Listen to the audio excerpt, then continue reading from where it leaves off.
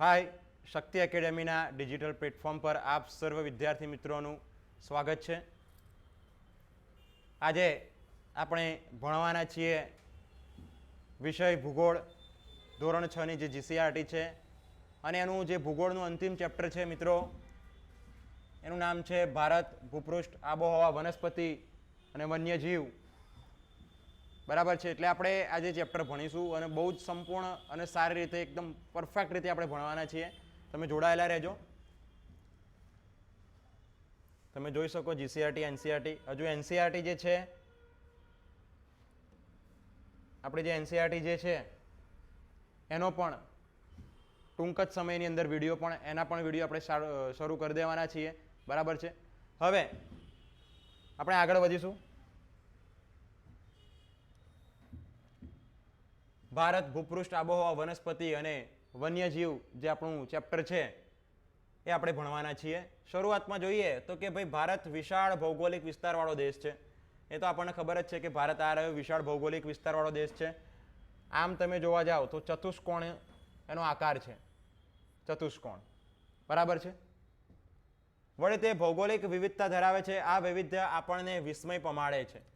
ભૌગોલિક વૈવિધ્યતા ધરાવે છે. જો ભૌગોલિક વિવિધતા, ભૌગોલિક વિવિધતા એટલે જો વિદ્યાર્થી મિત્રો તમે મારા આગલા લેક્ચર્સની અંદર કદાચ જોયું હોય તો તમને એ ખ્યાલ હશે કે અહીંયા પહાડો આવે છે, પછી અહીંયા મેદાનો, ઉચ્ચ પ્રદેશો, રણ પ્રદેશ, પછી કિનારાના મેદાનો, દરિયા કિનારો, એમ ભૌગોલિક ઘણી બધી વિવિધતા ધરાવે છે ભારત દેશ.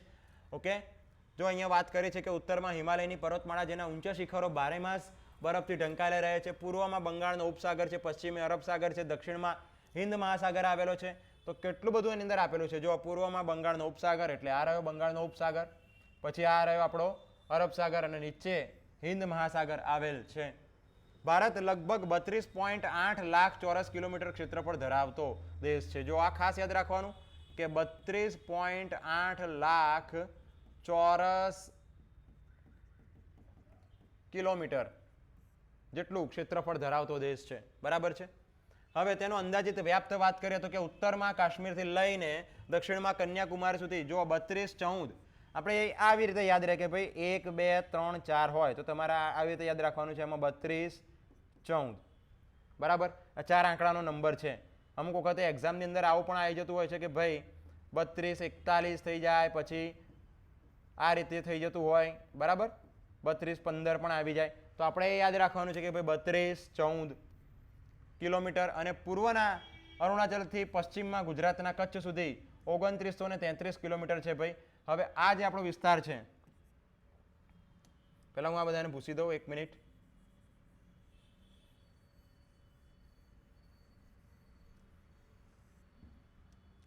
આ જે આપણો વિસ્તાર છે આટલો એ છે 2933 કિલોમીટર. જ્યારે અહીંયાથી તમે આમ આવશો ઉત્તરથી દક્ષિણે તો 32, 14 કિલોમીટર છે. 3214 કિલોમીટર જેટલો વિસ્તાર છે. બરાબર છે.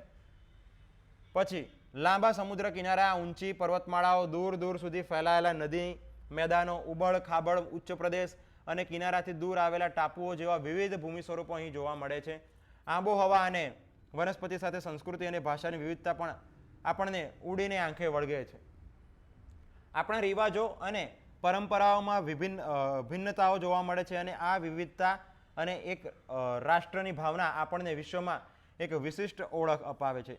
તો મિત્રો જો જોઈએ આપણે કે ભારત કેવો દેશ છે, તો કે ભારત વિવિધતા ધરાવતો દેશ છે. વિવિધતા મતલબ કે ભારતનું જે ભૂગોળ છે એ પણ વિવિધતા ધરાવે છે, સાથે સાથે ભારતની જે સંસ્કૃતિ છે એ પણ મિત્રો વિવિધતા ધરાવે છે. બરાબર. તો જેવું ભૂગોળ છે એવી જ આપણી સંસ્કૃતિ પણ છે જ. અને આપણી સંસ્કૃતિ પર આપણા ભૂગોળની બહુ જ ગહેરી અસર તમને જોવા મળે છે. ચલો આગળ વધીશું કે ભારતના પ્રાકૃતિક વિભાગોની ચર્ચા કરીએ તો કે ભારતના ભૂપૃષ્ઠના આધારે, કોના આધારે મિત્રો, તો કે ભૂપૃષ્ઠની આધારે તેના પ્રાકૃતિક વિભાગો પાડવામાં આવે છે. જો ઉત્તરમાં આવેલો મહદઅંશે હિમાલય સીમારક્ષકનું કાર્ય કરે છે. તેની ઉત્તર દક્ષિણે ફેલાયેલી સમાંતર પર્વતમાળાને 3 ભાગોમાં વહેંચવામાં આવેલ છે. તેની છેક ઉત્તરમાં મહા હિમાલય કે હિમાદ્રી પર્વતમાળામાં વિશ્વનું સૌથી ઊંચું શિખર માઉન્ટ એવરેસ્ટ આવેલું છે. ત્યારબાદ તેની દક્ષિણે મધ્ય હિમાલય કે હિમાચલ નામથી ઓળખાતી પર્વતમાળા આવેલી છે, જ્યાં દર્શનીય સ્થળો અને યાત્રાધામો આવેલા છે. તેને દક્ષિણે શિવાલિક કે લઘુ હિમાલય નામે ઓળખાતી પર્વતમાળા પણ આવેલી છે. બરાબર છે. તો વિદ્યાર્થી મિત્રો અહીંયા આપણે યાદ રાખવાનું છે કે ભૂપૃષ્ઠના આધારે આપણે ભાગ પાડેલા છે. બરાબર. અને એમાં પણ પહેલો ભાગ છે હિમાલયની પર્વતમાળાઓ. ભૂપૃષ્ઠના આધારે ભાગ પાડીએ એમાં પહેલો ભાગ છે હિમાલયની પર્વતમાળાઓ. બરાબર છે. હિમાલયની પર્વતમાળાઓ મતલબ કે તમને એમ કહું કે આટલાથી લઈને તે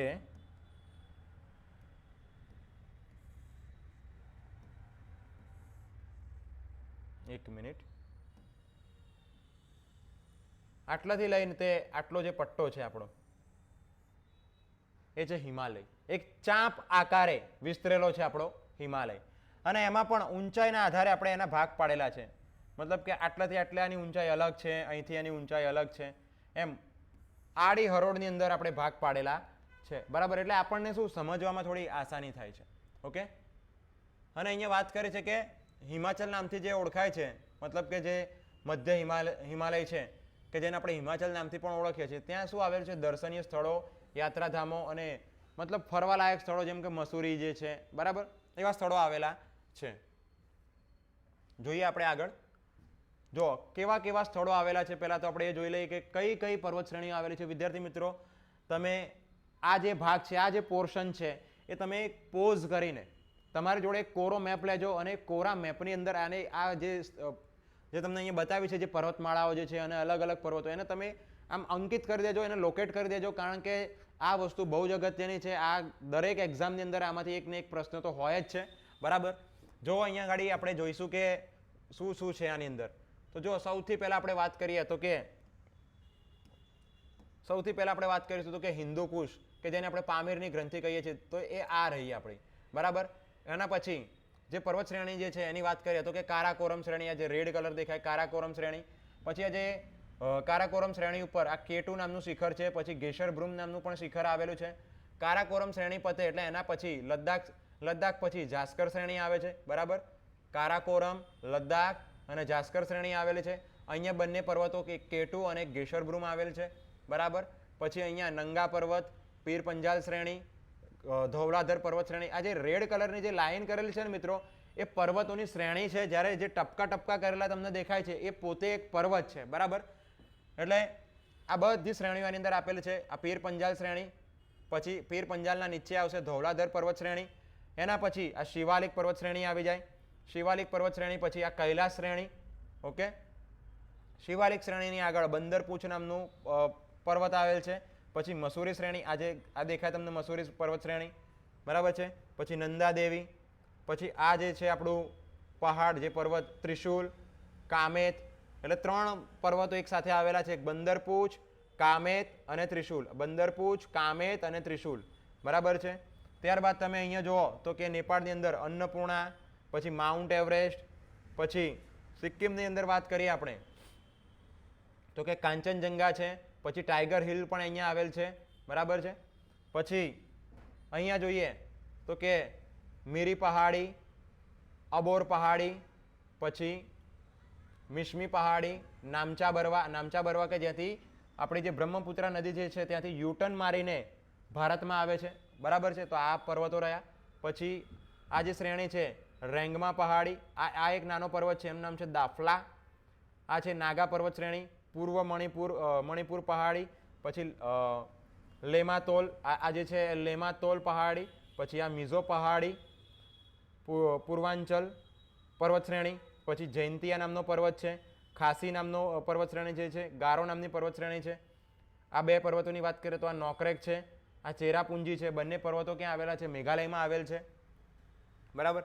તો એમ આ આખા જે પર્વતો અને જે પર્વત શ્રેણીઓ આવેલી છે એમાંથી લગભગ બધી જ આ મેપની અંદર સમાવિષ્ટ થઈ જાય છે. તો આને તમે પોઝ કરીને એટલીસ્ટ એક વખત તમે નોટ કરી લેજો, કારણ કે આ બહુ અગત્યની ઇન્ફોર્મેશન છે. બરાબર. ચલો આગળ વધીશું.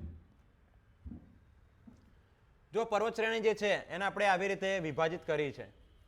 તો જે હિમાલયની 4 પર્વત શ્રેણી જે આપણે આગળ જોયું, તો એ પ્રમાણે જે 4 પર્વત શ્રેણીઓ જે છે એને આપણે આડા પટ્ટાની અંદર પણ વિભાજિત કરી અને ઊભા પટ્ટાની અંદર પણ આપણે એને વિભાજિત કરેલ છે. બરાબર.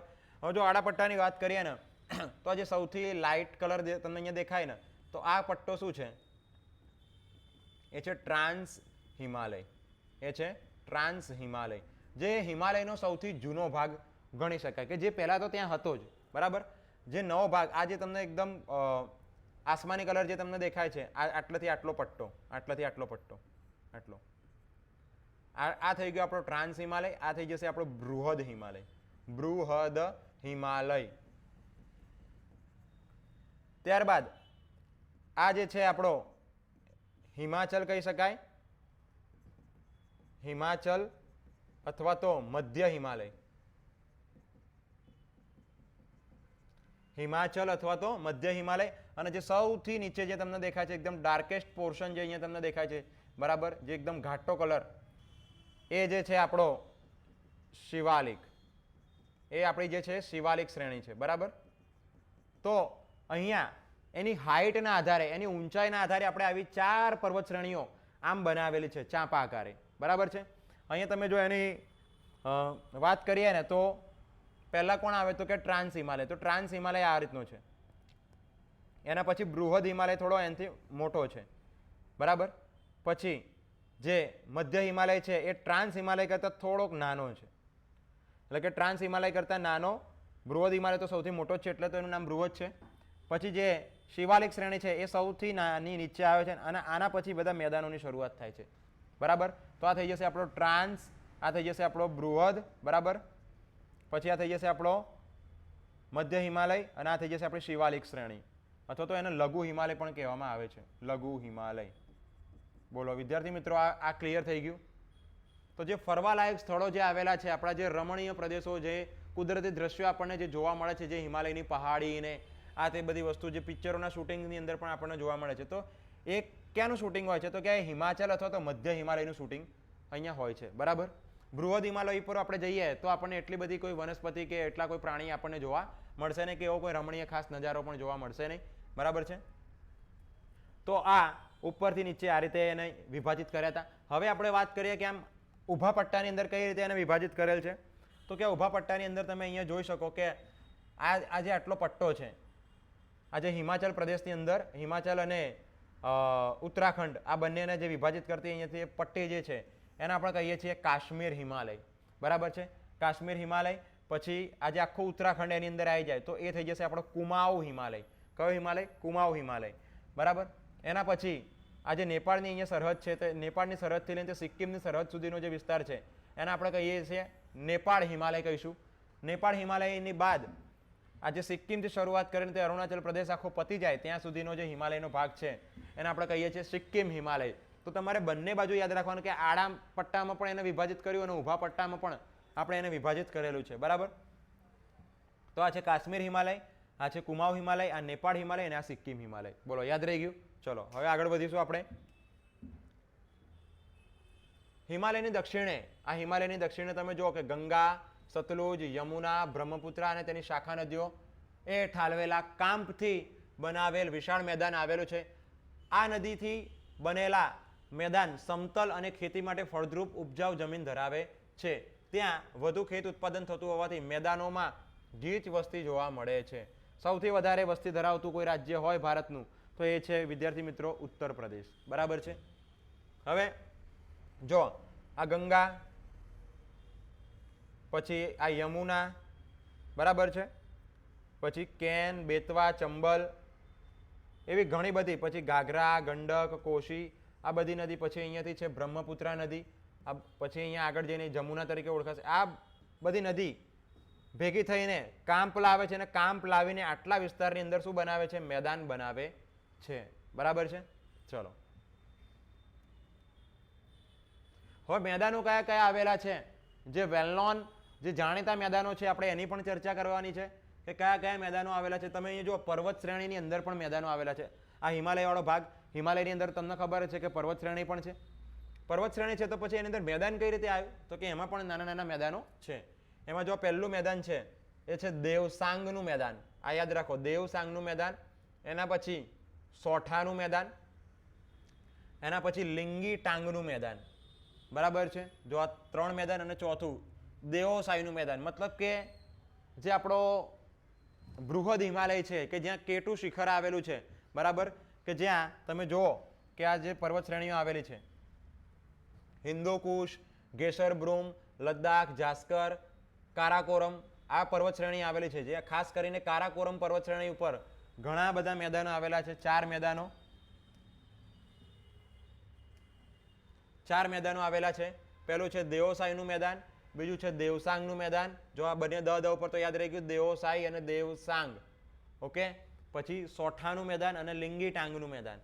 બરાબર છે. પછી ત્યારબાદ ઉત્તર પ્રદેશની અંદર એક તો છે રોહિલખંડનું મેદાન આ રહ્યું, એના પછી અવધનું મેદાન, એના પછી ગંગાનું મેદાન.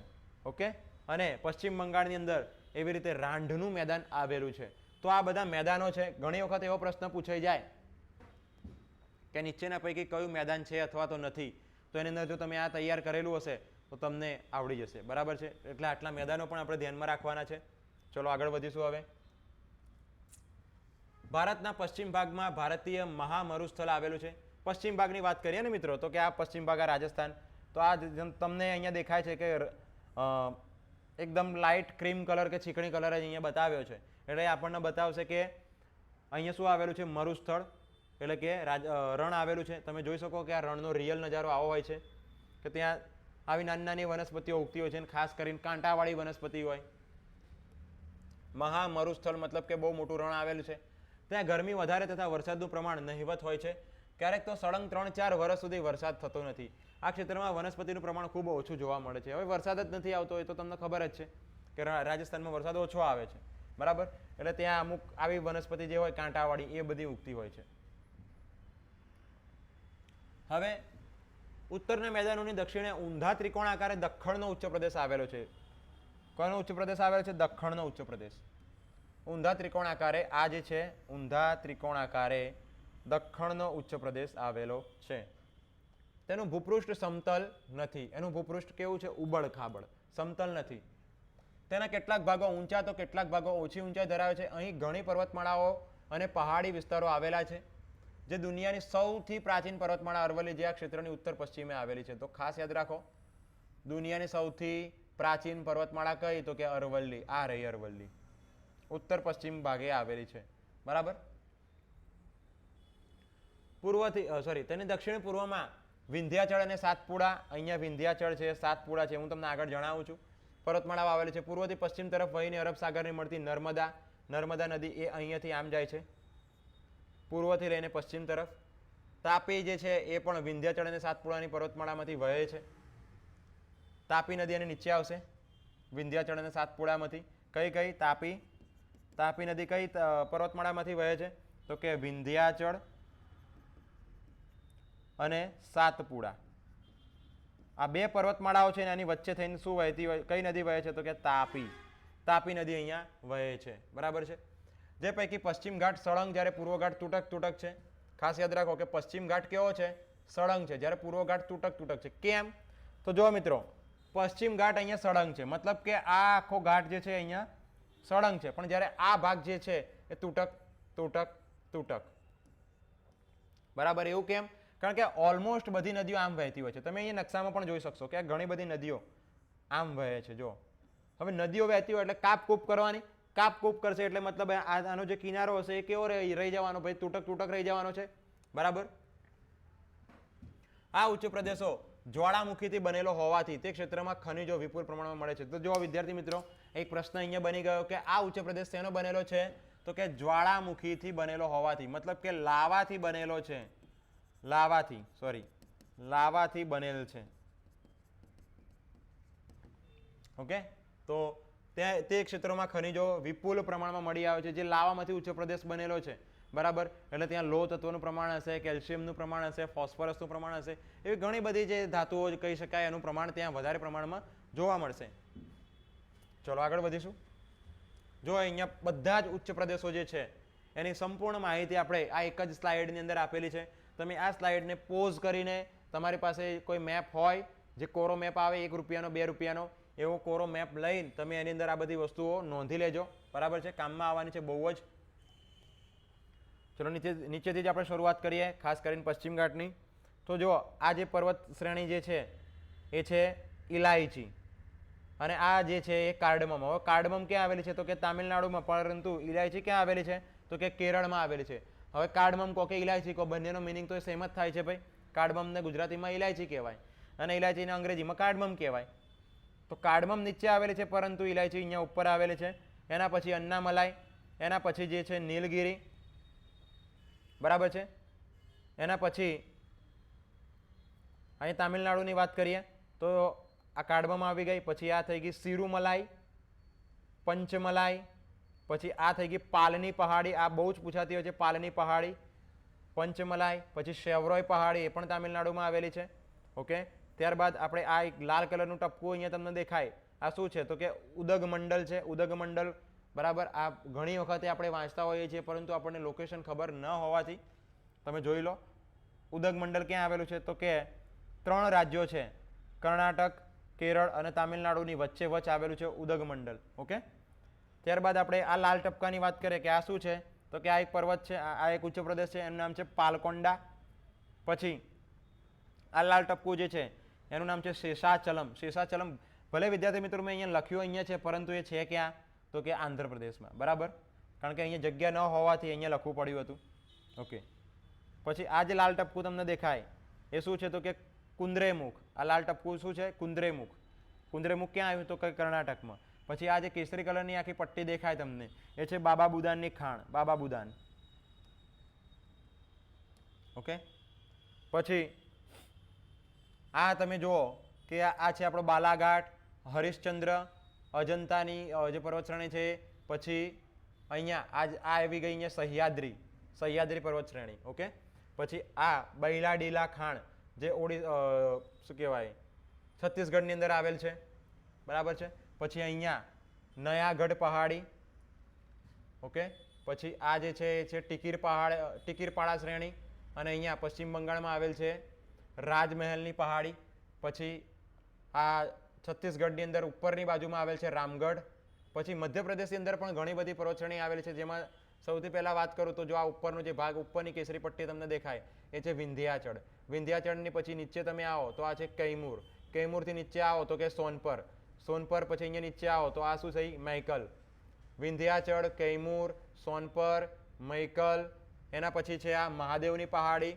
પછી આ થઈ ગઈ આપણી સાતપુડા પહાડી. ઓકે, પછી આ જે લાલ ટપકું તમને દેખાય એ કયો પર્વત છે તો કે ધૂપગઢ. આ વિંધ્યાચળ થઈ ગઈ. પછી આ પાવાગઢ. પછી આ થઈ ગઈ અરવલ્લીની પર્વતમાળા. આ થઈ ગઈ માંડવી ગુજરાત, કચ્છની પહાડી, ગીરની પહાડી. ઓલમોસ્ટ બધું આપણે ક્લિયર કરી લીધું. આ ખાસ આ મોસ્ટ આઈએમપી છે, ખાસ ધ્યાન રાખજો. પૂર્વ ઘાટની પૂર્વમાં અને પશ્ચિમ ઘાટની પશ્ચિમે કિનારાના મેદાનો આવેલા છે. જુઓ હવે આ છે આપણો પશ્ચિમ ઘાટ, આ છે આપણો પૂર્વ ઘાટ. પશ્ચિમ ઘાટ, આ પૂર્વ ઘાટ, આ પશ્ચિમ ઘાટ. પશ્ચિમ ઘાટની પશ્ચિમમાં અને પૂર્વ ઘાટની પૂર્વમાં, પૂર્વની પૂર્વમાં અને પશ્ચિમ ઘાટની પશ્ચિમે કિનારાના મેદાનો આવેલા છે. કિનારાના મેદાનો આવેલા છે. આ મેદાનોમાં પૂર્વ કિનારાના મેદાનની તુલનામાં પશ્ચિમ કિનારાનું મેદાન સાંકડું છે. હવે ખાસ યાદ રાખો શું કહ્યું છે કે પૂર્વ કિનારાના મેદાનોની તુલનામાં પશ્ચિમ કિનારાનું મેદાન, અહીંયા મેદાનની વાત કરે છે. પશ્ચિમ કિનારાનું મેદાન કેવું છે? સાંકડું છે. મતલબ કે તમને વાત કરું તો કે પશ્ચિમ કિનારાનું મેદાન આટલું જ છે. જો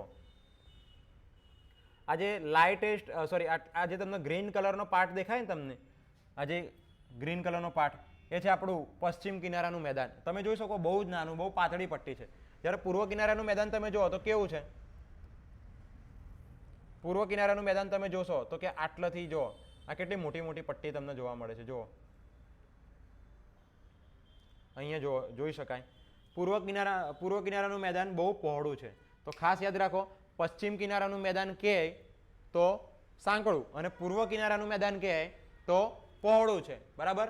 હવે આ પહોળું હોવાનું કારણ એ જ છે કે ભાઈ ગોદાવરી નદી છે, કૃષ્ણા, કાવેરી, બધી વેનગંગા, પેનગંગા બધી નદીઓ ભેગી થઈને એ પશ્ચિમમાંથી કઈ બાજુ વહે છે તો કે પૂર્વ તરફ. પૂર્વ તરફ વહેશે એટલે અહીંયા એ શું કરશે? કાપકૂપ કરશે, ઘર્ષણ કરશે, નિક્ષેપણ કરશે અને એમ કરીને અહીંયા મેદાન બનાવશે, કિનારાનું મેદાન બનાવે છે. ઓકે, જો અહીં લખેલું છે કે ગોદાવરી, મહાનદી, કાવેરી અને કૃષ્ણા પૂર્વ તરફ વહીને ફળદ્રુપ મુક્ત ત્રિકોણ પ્રદેશ બનાવી બંગાળના ઉપસાગરને મળે છે. બ્રહ્મપુત્રા અને ગંગા નદીઓએ પણ બંગાળના ઉપસાગરમાં સુંદરવન નામના વિશાળ મુક્ત ત્રિકોણ પ્રદેશની રચના કરી છે. જો કઈ કઈ નદીઓએ? બ્રહ્મપુત્ર અને ગંગા બે નદીઓ.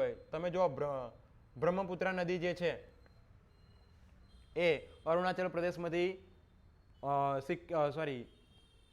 આસામ આગળથી એ બાંગ્લાદેશની અંદર આવે છે. બાંગ્લાદેશની અંદર વહેતી વહેતી આગળ જઈને બંગાળની ખાડીને મળી જાય છે. એવી જ રીતે આપણી ગંગા નદી પણ એનો એક ફાંટો જે છે પશ્ચિમ બંગાળમાં, એક ફાંટો એનો બાંગ્લાદેશમાં જાય છે. અને બંને ત્યાં બાંગ્લાદેશની અંદર ગંગા અને બ્રહ્મપુત્ર બંને નદી ભેગી થઈ છે અને સુંદરવન નામનો અહીંયા ડેલ્ટા બનાવેલો છે આવો. બરાબર છે. એટલા માટે જ અહીંયાનું મેદાન જે છે કિનારાનું એ પહોળું થઈ જાય છે. ચલો આગળ વધીશું. હવે ભારતમાં બે ટાપુ સમૂહ આવેલા છે. જો આપણે બે ટાપુ સમૂહ અહીંયા વાત, આ એક વસ્તુ યાદ રાખવાની આ છે કે સમૂહની વાત કરી છે. ટાપુ એકલા નથી કીધા, પરંતુ ટાપુ સમૂહની વાત કરી છે. મતલબ કે ઘણા બધા ટાપુઓ એક ઝુંડની અંદર આવી જતા હોવાથી આપણે એને શું કહીએ છીએ? ટાપુ સમૂહ કહીએ છીએ. બંગાળના ઉપસાગરમાં દક્ષિણ પૂર્વે આવેલા અંદમાન નિકોબાર. બંગાળના ઉપસાગરમાં ક્યાં આવેલા છે? દક્ષિણ પૂર્વે, એટલે કે અહીંયા આવેલ છે અંદમાન અને નિકોબાર. આટલાથી આટલું અંદમાન અને આની નીચેનું નિકોબાર. ઓકે. અને ભારતની છેક દક્ષિણે હિન્દ મહાસાગરમાં તથા અરબ સાગરમાં કેરળના કિનારાથી પશ્ચિમે પરવાળાથી બનેલા લક્ષદ્વીપ ટાપુઓ છે. જો અહીંયા એ પણ યાદ રાખવાનું કે કેરળના કિનારાથી પશ્ચિમે, એટલે આ કેરળનો કિનારો રહ્યો, અહીંયાથી પશ્ચિમે એટલે કે આ બાજુ પશ્ચિમે પરવાળાથી બનેલા છે. આ ટાપુઓ શેના બનેલા છે? લક્ષદ્વીપના ટાપુઓ પરવાળાથી, એક સમુદ્રી જીવો છે એનાથી બનેલા છે. અને ભારતની છેક દક્ષિણે હિન્દ મહાસાગર આવેલો છે. અહીંયા આવેલો છે હિન્દ મહાસાગર, ઇન્ડિયન ઓશિયન. બરાબર છે. તમે જોઈ શકો કે લક્ષદ્વીપના આવા ટાપુઓ છે નાના નાના. ઓકે. અને એના તમે અહીંયા નામ પણ એના જોઈ શકો છો. ઘણા બધા ટાપુઓ છે. એવી જ રીતે અંદમાન અને નિકોબારના પણ ટાપુ છે. આટલાથી આટલું અંદમાન કહેવાય અને અહીંયાથી આ નિકોબાર કહેવાય. ઓકે. ચલો આગળ વધીશું. ભારતની આબોહવા, વાતાવરણમાં થતા, હવે આબોહવાની વાત કરવાની છે એટલે આખો ટોપિક બદલાઈ ગયો.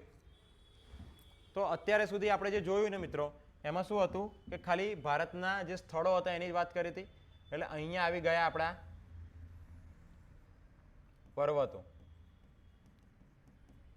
પછી અહીંયા આવી ગયું આપણું મેદાન, બે વસ્તુ થઈ. અહીંયા આવી ગયા આપણા ઉચ્ચ પ્રદેશો, ત્રણ વસ્તુ થઈ. પછી આ થઈ ગયા આપણા કિનારાના મેદાનો, કિનારાનું મેદાન.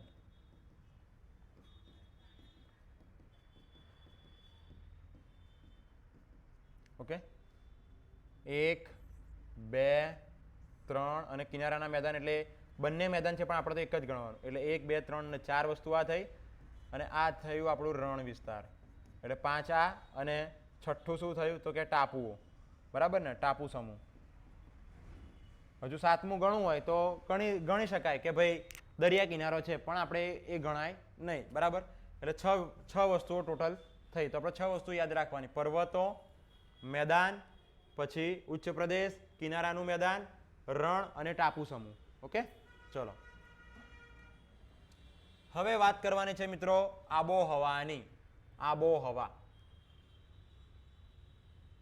વાતાવરણમાં થતા રોજિંદા ફેરફારને હવામાન કહે છે. જો હવે જે રોજ ને રોજ બદલાય, મતલબ ઘડીકમાં બદલાઈ જાય કે ભાઈ હમણાં સવારે ઉઠ્યા હતા આપણે, બરાબર? માની લો કે તમે શાળાએ જતા હોય, તમે સવારે ઉઠ્યા હોય, સવારે ઉઠીને જોયું તો એકદમ ધુમ્મસ હતું, ગાઢ ધુમ્મસ હતું. પછી તમે નીકળ્યા શાળા તરફ રવાના થયા સવારે 7 વાગે વહેલા. પછી તમે મસ્ત ભણાયું ને 10 વાગે રિસેસ પડીને માની લો કે 10 વાગે તમે બહાર નીકળ્યા તો તમે જોયું તો બહુ તડકો હતો, બધું ધુમ્મસ ગાયબ થઈ ગયું હતું. ઓકે. પછી પાછા તમે ભણાવવા ગયા, માની લો કે 12 વાગે તમે પાછા બહાર આવ્યા ત્યારે જોયું તો કે બહુ વાદળા હતા. તો આવી વસ્તુ જે છે કે હવામાન છે ને મિત્રો, એ ઘડીકમાં બદલાઈ જાય. એક કલાકે કે બે કલાકે કે અડધો કલાકમાં બદલાઈ જાય. ને આમ જોવા જઈએ તો મિનિટની અંદર પણ બદલાઈ જાય. બરાબર છે? એવું હોય. અમુક વખત એવું થતું હોય કે દિવસ દરમિયાન બહુ જ તાપ પડે, બહુ જ તાપ એટલે બહુ જ ગરમી પડી હોય, અને પછી સાંજે એવું થાય કે વાવાઝોડું આવી જાય. બરાબર? કારણ કે લો પ્રેશર ક્રિએટ થયું હોય એટલા માટે વાવાઝોડું આવી જતું હોય છે. ઓકે. તો કે વાતાવરણમાં થતા રોજિંદા ફેરફારને આપણે શું કહીશું? હવામાન કહીશું. અને કોઈ પણ સ્થળમાં હવામાનના સરેરાશ, એટલે કે હવામાનના તત્વોની આશરે 30 વર્ષની સરેરાશ, આશરે કેટલા વર્ષ કીધા છે? 30 વર્ષ કીધા છે. એટલે એ યાદ રાખવાનું કે આપણી જીસીઆરટી આપણને શું કહે છે તો કે 30 વર્ષ 30 વર્ષની સરેરાશ પરિસ્થિતિને આપણે શું કહીએ આબોહવા કહીએ છીએ. તો જે હવામાન છે એ ક્ષણિક છે, જ્યારે આબોહવા જે છે એ 30 વર્ષના જે હવામાનની એવરેજ પરિસ્થિતિ હતી એના ગણતરી કરીને એના પછી આબોહવા નક્કી કરવામાં આવે છે. બરાબર, તમે અનુભવ્યું હશે કે ક્યારેક ગરમીનું પ્રમાણ વધે તો ક્યારેક ઠંડીનું, તો વળી ક્યારેક આકાશ વાદળછાયું બની જાય છે અને સૂર્ય વાદળો પાછળ ઢંકાઈ જાય છે. પવન વગેરેની વિગત તમે રેડિયો કે ટીવી દ્વારા જાણી હશે. ભારતમાં નીચે મુજબની ઋતુઓ અનુભવાય છે. જો હવે આ ખાસ યાદ રાખવાનું છે. આપણે એમ કહીએ ને કે આ બધું તો કોમન કહેવાય, પરંતુ કોમન નથી હોતું. ઘણી વખતે આપણે આવી નજીવી વસ્તુઓ અને નાની વસ્તુઓને પણ ભૂલી જતા હોઈએ છીએ. જો 4 ઋતુઓ છે આપણે અહીંયા: શિયાળો, ઉનાળો, ચોમાસું અને પાછા ફરતા પવનોની ઋતુ. ટોટલ કેટલી ઋતુઓ છે? 4 ઋતુઓ. હવે ચારેનો અહીંયા સમયગાળો આપેલો છે મિત્રો. શિયાળો જે છે ને ડિસેમ્બરથી ફેબ્રુઆરી ઠંડી ઋતુ છે. ડિસેમ્બરથી ફેબ્રુઆરી એટલે ડિસેમ્બર એટલે કે 12મો મહિનો, પહેલો મહિનો અને બીજો મહિનો, એટલે ટોટલ કેટલા મહિના થયા? 3 મહિના. 3 મહિના સુધી ઠંડી હોય છે. બરાબર, આપણે અમુક વખતે આપણા ઘર કુટુંબની અંદરથી આપણે અમુક વખત એવું સાંભળતા હોઈએ છીએ કે ભાઈ 3 ઋતુ હોય: શિયાળો, ઉનાળો, ચોમાસું. બરાબર, પરંતુ એવું નથી. જ્યારે તમે સ્ટડી કરો છો ત્યારે તમને ખ્યાલ આવે છે કે ભાઈ 3 ઋતુ નથી, એકચ્યુઅલમાં કેટલી ઋતુ છે? 4 ઋતુઓ છે. જો પછી છે માર્ચથી મે. માર્ચથી મે એટલે એ કેવી ઋતુ છે? ગરમ ઋતુ. માર્ચ એટલે કે 3જો મહિનો, 4થો મહિનો અને 5મો મહિનો. અહીંયા પણ કેટલા મહિના આવ્યા? 3 મહિના. બરાબર, 3 મહિના શિયાળો, 3 મહિના ઉનાળો. આ ડિસેમ્બરથી ફેબ્રુઆરી, આ માર્ચથી મે. હવે ચોમાસાની વાત કરીશું તો ચોમાસું છે જૂનથી સપ્ટેમ્બર, એટલે કે વર્ષા ઋતુ. જૂન એટલે કે 6થો મહિનો, 7મો મહિનો, 8મો મહિનો અને 9મો મહિનો, એટલે જૂનથી સપ્ટેમ્બર. એટલે અહીંયા કેટલા મહિના થયા? 4 મહિના છે એ આપણા ચોમાસાના છે. ત્યારબાદ આપણે વાત કરીએ તો કે ઓક્ટોબરથી નવેમ્બર, એટલે કે 10મો મહિનો અને 11મો મહિનો જે છે એ 2 મહિના જે છે એ શરદ ઋતુ અથવા તો નિવર્તન ઋતુ કહેવાય. એટલે કે પાછા ફરતા મોસમી પવનોની ઋતુ ગણી શકાય છે અહીંયા. મતલબ કે આ મહિનો એવો હશે ને કે જ્યાં હવે નવેસરથી ઋતુઓની શરૂઆત થવાની હશે અને આ મહિનાઓની અંદર ઘણા બધા લોકો બીમાર પણ પડે છે, ઘણો રોગચાળો પણ અહીંયા ફાટી નીકળે છે, બફારો મારતો હોય છે અને અસહ્ય ઉકળાટ આપણને અનુભવાય છે આ 2 મહિનાઓની અંદર, ખાસ કરીને 10મા મહિનાની અંદર. એને અંગ્રેજીમાં આપણે કહીએ છીએ ઓક્ટોબર હીટ. બરાબર છે, અને એ વખતે આપણો અહીંયા હોય છે કયો મહિનો? ગુજરાતી ભાદરવો મહિનો. ગુજરાતમાં એ વખતે આપણે કયો મહિનો હોય છે તો કે ભાદરવો મહિનો. અને ભાદરવા મહિનાને આપણે કહેવાય કે ભાદરવો મહિનો ઘણો ભારે કહેવાય, કારણ કે એ વખતે ઘણા બધા જે પાણીજન્ય રોગો હોય, મચ્છરજન્ય રોગો હોય, એવા રોગોનો બહુ ભરમાર જોવાતો હોય છે અને દવાખાનાઓ ઉભરાતા હોય છે. બરાબર, ચલો આગળ વધીશું. હવે વાત કરવાની છે મિત્રો શિયાળાની. શિયાળો ક્યારે હોય છે? તો તમે જુઓ કે શિયાળો ઠંડીની ઋતુ છે, તો આપણને ખ્યાલ જ છે. આ દિવસમાં સૂર્યના કિરણો ત્રાંસા પડે છે. કેવા પડે છે? ત્રાંસા. ત્રાંસા પડતા હોવાથી અને ક્યારેક હિમવર્ષા થવાથી ઉત્તરના મેદાનમાં અને હિમાલયના પર્વતીય પ્રદેશમાં તાપમાન નીચું જાય છે. ગુજરાતના ઉત્તર ભાગમાં આવેલ વિસ્તારોમાં રાજ્યના બીજા વિસ્તારો કરતાં વધુ ઠંડી અનુભવાય છે. હવે અહીંયા તમે જુઓ, પહેલા શિયાળાની પરિસ્થિતિને સમજીએ આપણે કે શું હોય છે. તો કે શિયાળાની પરિસ્થિતિને વાત કરીએ ને મિત્રો, તો કે પૃથ્વી એ વખતે આમ ફરતી હોય છે. કઈ બાજુ? આમથી આમ, આ રીતે આમ ફરતી હશે. અને આમ તમે જોશો કે આમ ફરે છે તો એટલા માટે તમે આ એક કાલ્પનિક રેખા અહીંયા જોઈ લો અને આ એક કાલ્પનિક રેખા અહીંયા જોઈ લો. તો આ વાળો ભાગ જે છે એ ખૂબ મોટો ભાગ છે. જો જરા અહીંનો જે ભાગ છે એ બહુ જ નાનો ભાગ છે. મતલબ કે આ જે વિષુવવૃત્ત છે, વિષુવવૃત્તથી ઉપરનો જે ભાગ છે ને, એમાં બસ ખાલી આટલો જ ભાગ જે છે એ સૂર્યના સીધા સંપર્કમાં આવે છે. બરાબર, જ્યારે વિષુવવૃત્તથી નીચેનો જે ભાગ છે એટલે કે દક્ષિણ ગોળાર્ધનો ખાસો મોટો ભાગ એ સૂર્યના સંપર્કમાં આવે છે. તો શિયાળાની પરિસ્થિતિ ક્યાં હશે? કે જ્યાં સૂર્યનો તાપ ઓછો પહોંચે ત્યાં હોય શિયાળો. બરાબર ને? જ્યાં સૂર્યનો તાપ ઓછો પહોંચશે ત્યાં શું હશે? તો કે શિયાળો હશે. હવે સૂર્યનો તાપ ક્યાં ઓછો પહોંચે છે? તો કે આટલા વિસ્તારમાં. તો આ ઉત્તર ભાગ થઈ ગયો. તો અહીંયા શું હશે મિત્રો? શિયાળો હશે. જ્યારે દક્ષિણ ભાગમાં શું હશે? તો કે એ વખતે અહીંયા ઉનાળો હશે. બોલો, ખ્યાલ આવી ગયો કે નહીં? હવે શું થાય? તો કે ભાઈ એ વખતે શિયાળાની વાત કરીએ આપણે તો ભારત દેશ ક્યાં આવેલો છે? તો કે કર્કવૃત ઉપર આવેલો છે. કર્કવૃત જે છે ભારતના મધ્યમાંથી પસાર થાય છે. બરાબર. જો માની લો કે અહીંયા કર્કવૃત આવેલ હોત, અહીંયા માની લો કે કર્કવૃત આવેલ હોત,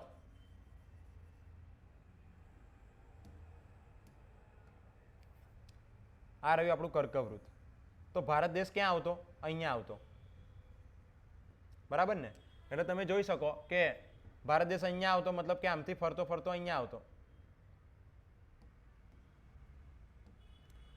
કર્કવૃત આ રહ્યું, તો કર્કવૃત ઉપર ભારત આવેલો છે. ભારતના મધ્યમાંથી પસાર થાય છે. એટલે કે ઉત્તર ભારત જે છે એ સમશીતોષ્ણ કટિબંધ અને દક્ષિણ ભારત જે છે એ ઉષ્ણ કટિબંધમાં આવી જાય છે. હવે સૂર્યના કિરણો જે છે એ અહીંયા ત્રાંસા પડે છે. કેવા પડે છે? ત્રાંસા. હવે કિરણો અહીંયા ત્રાંસા, પણ જ્યારે અહીંયા સીધા પડશે, અહીં સીધા પડે છે. આટલા જે ભાગમાં છે ને સૂર્યના કિરણો સીધા પડે છે, જ્યારે આ ભાગમાં સૂર્યના કિરણો કેવા પડે છે? ત્રાંસા પડે છે. અને અહીંયા ધ્રુવ પ્રદેશની વાત કરીએ તો આ જે ધ્રુવ છે એ તો ઢંકાઈ જ જાય છે. ધ્રુવ પ્રદેશ જે છે એ ઢંકાઈ જાય છે, એટલે ત્યાં તો કિરણો પડતા નથી. એટલે ત્યાં 6 મહિના અંધારું રહે છે. બરાબર. અને અહીંયા 6 મહિના અહીંયા અજવાળું રહેશે. હવે ભારત આ રીતે આવેલો છે. આ પોઝિશન છે ભારતની. હવે અહીંયા શું થાય છે કે ભારત ક્યાં આવેલો છે? તો કે કર્કવૃત ઉપર આવેલ છે. એટલે શિયાળામાં શું થાય? તો કે કર્કવૃત, અને બીજું આપણે અહીંયા લઈ લઈએ એક મકરવૃત. મકરવૃત. તો શિયાળો હોય ક્યાં? તો કે ભારતમાં. જો મિત્રો ભારતમાં શિયાળો હશે તો કર્કવૃત ઉપર કેવા કિરણો પડતા હશે? ત્રાંસા. જ્યારે મકરવૃત ઉપર કેવા કિરણો પડતા હશે? તો કે સીધા. જો ભારતમાં શિયાળો હોય તો એનો મતલબ કે આપણા કર્કવૃત ઉપર કેવા કિરણો પડે છે? ત્રાંસા કિરણો. અને મકરવૃત ઉપર કેવા કિરણો પડતા હશે? સીધા કિરણો પડતા હશે. તો ચલો આપણે જોઈ લઈએ એક વખત કે જો આ રીતની પોઝિશન હશે,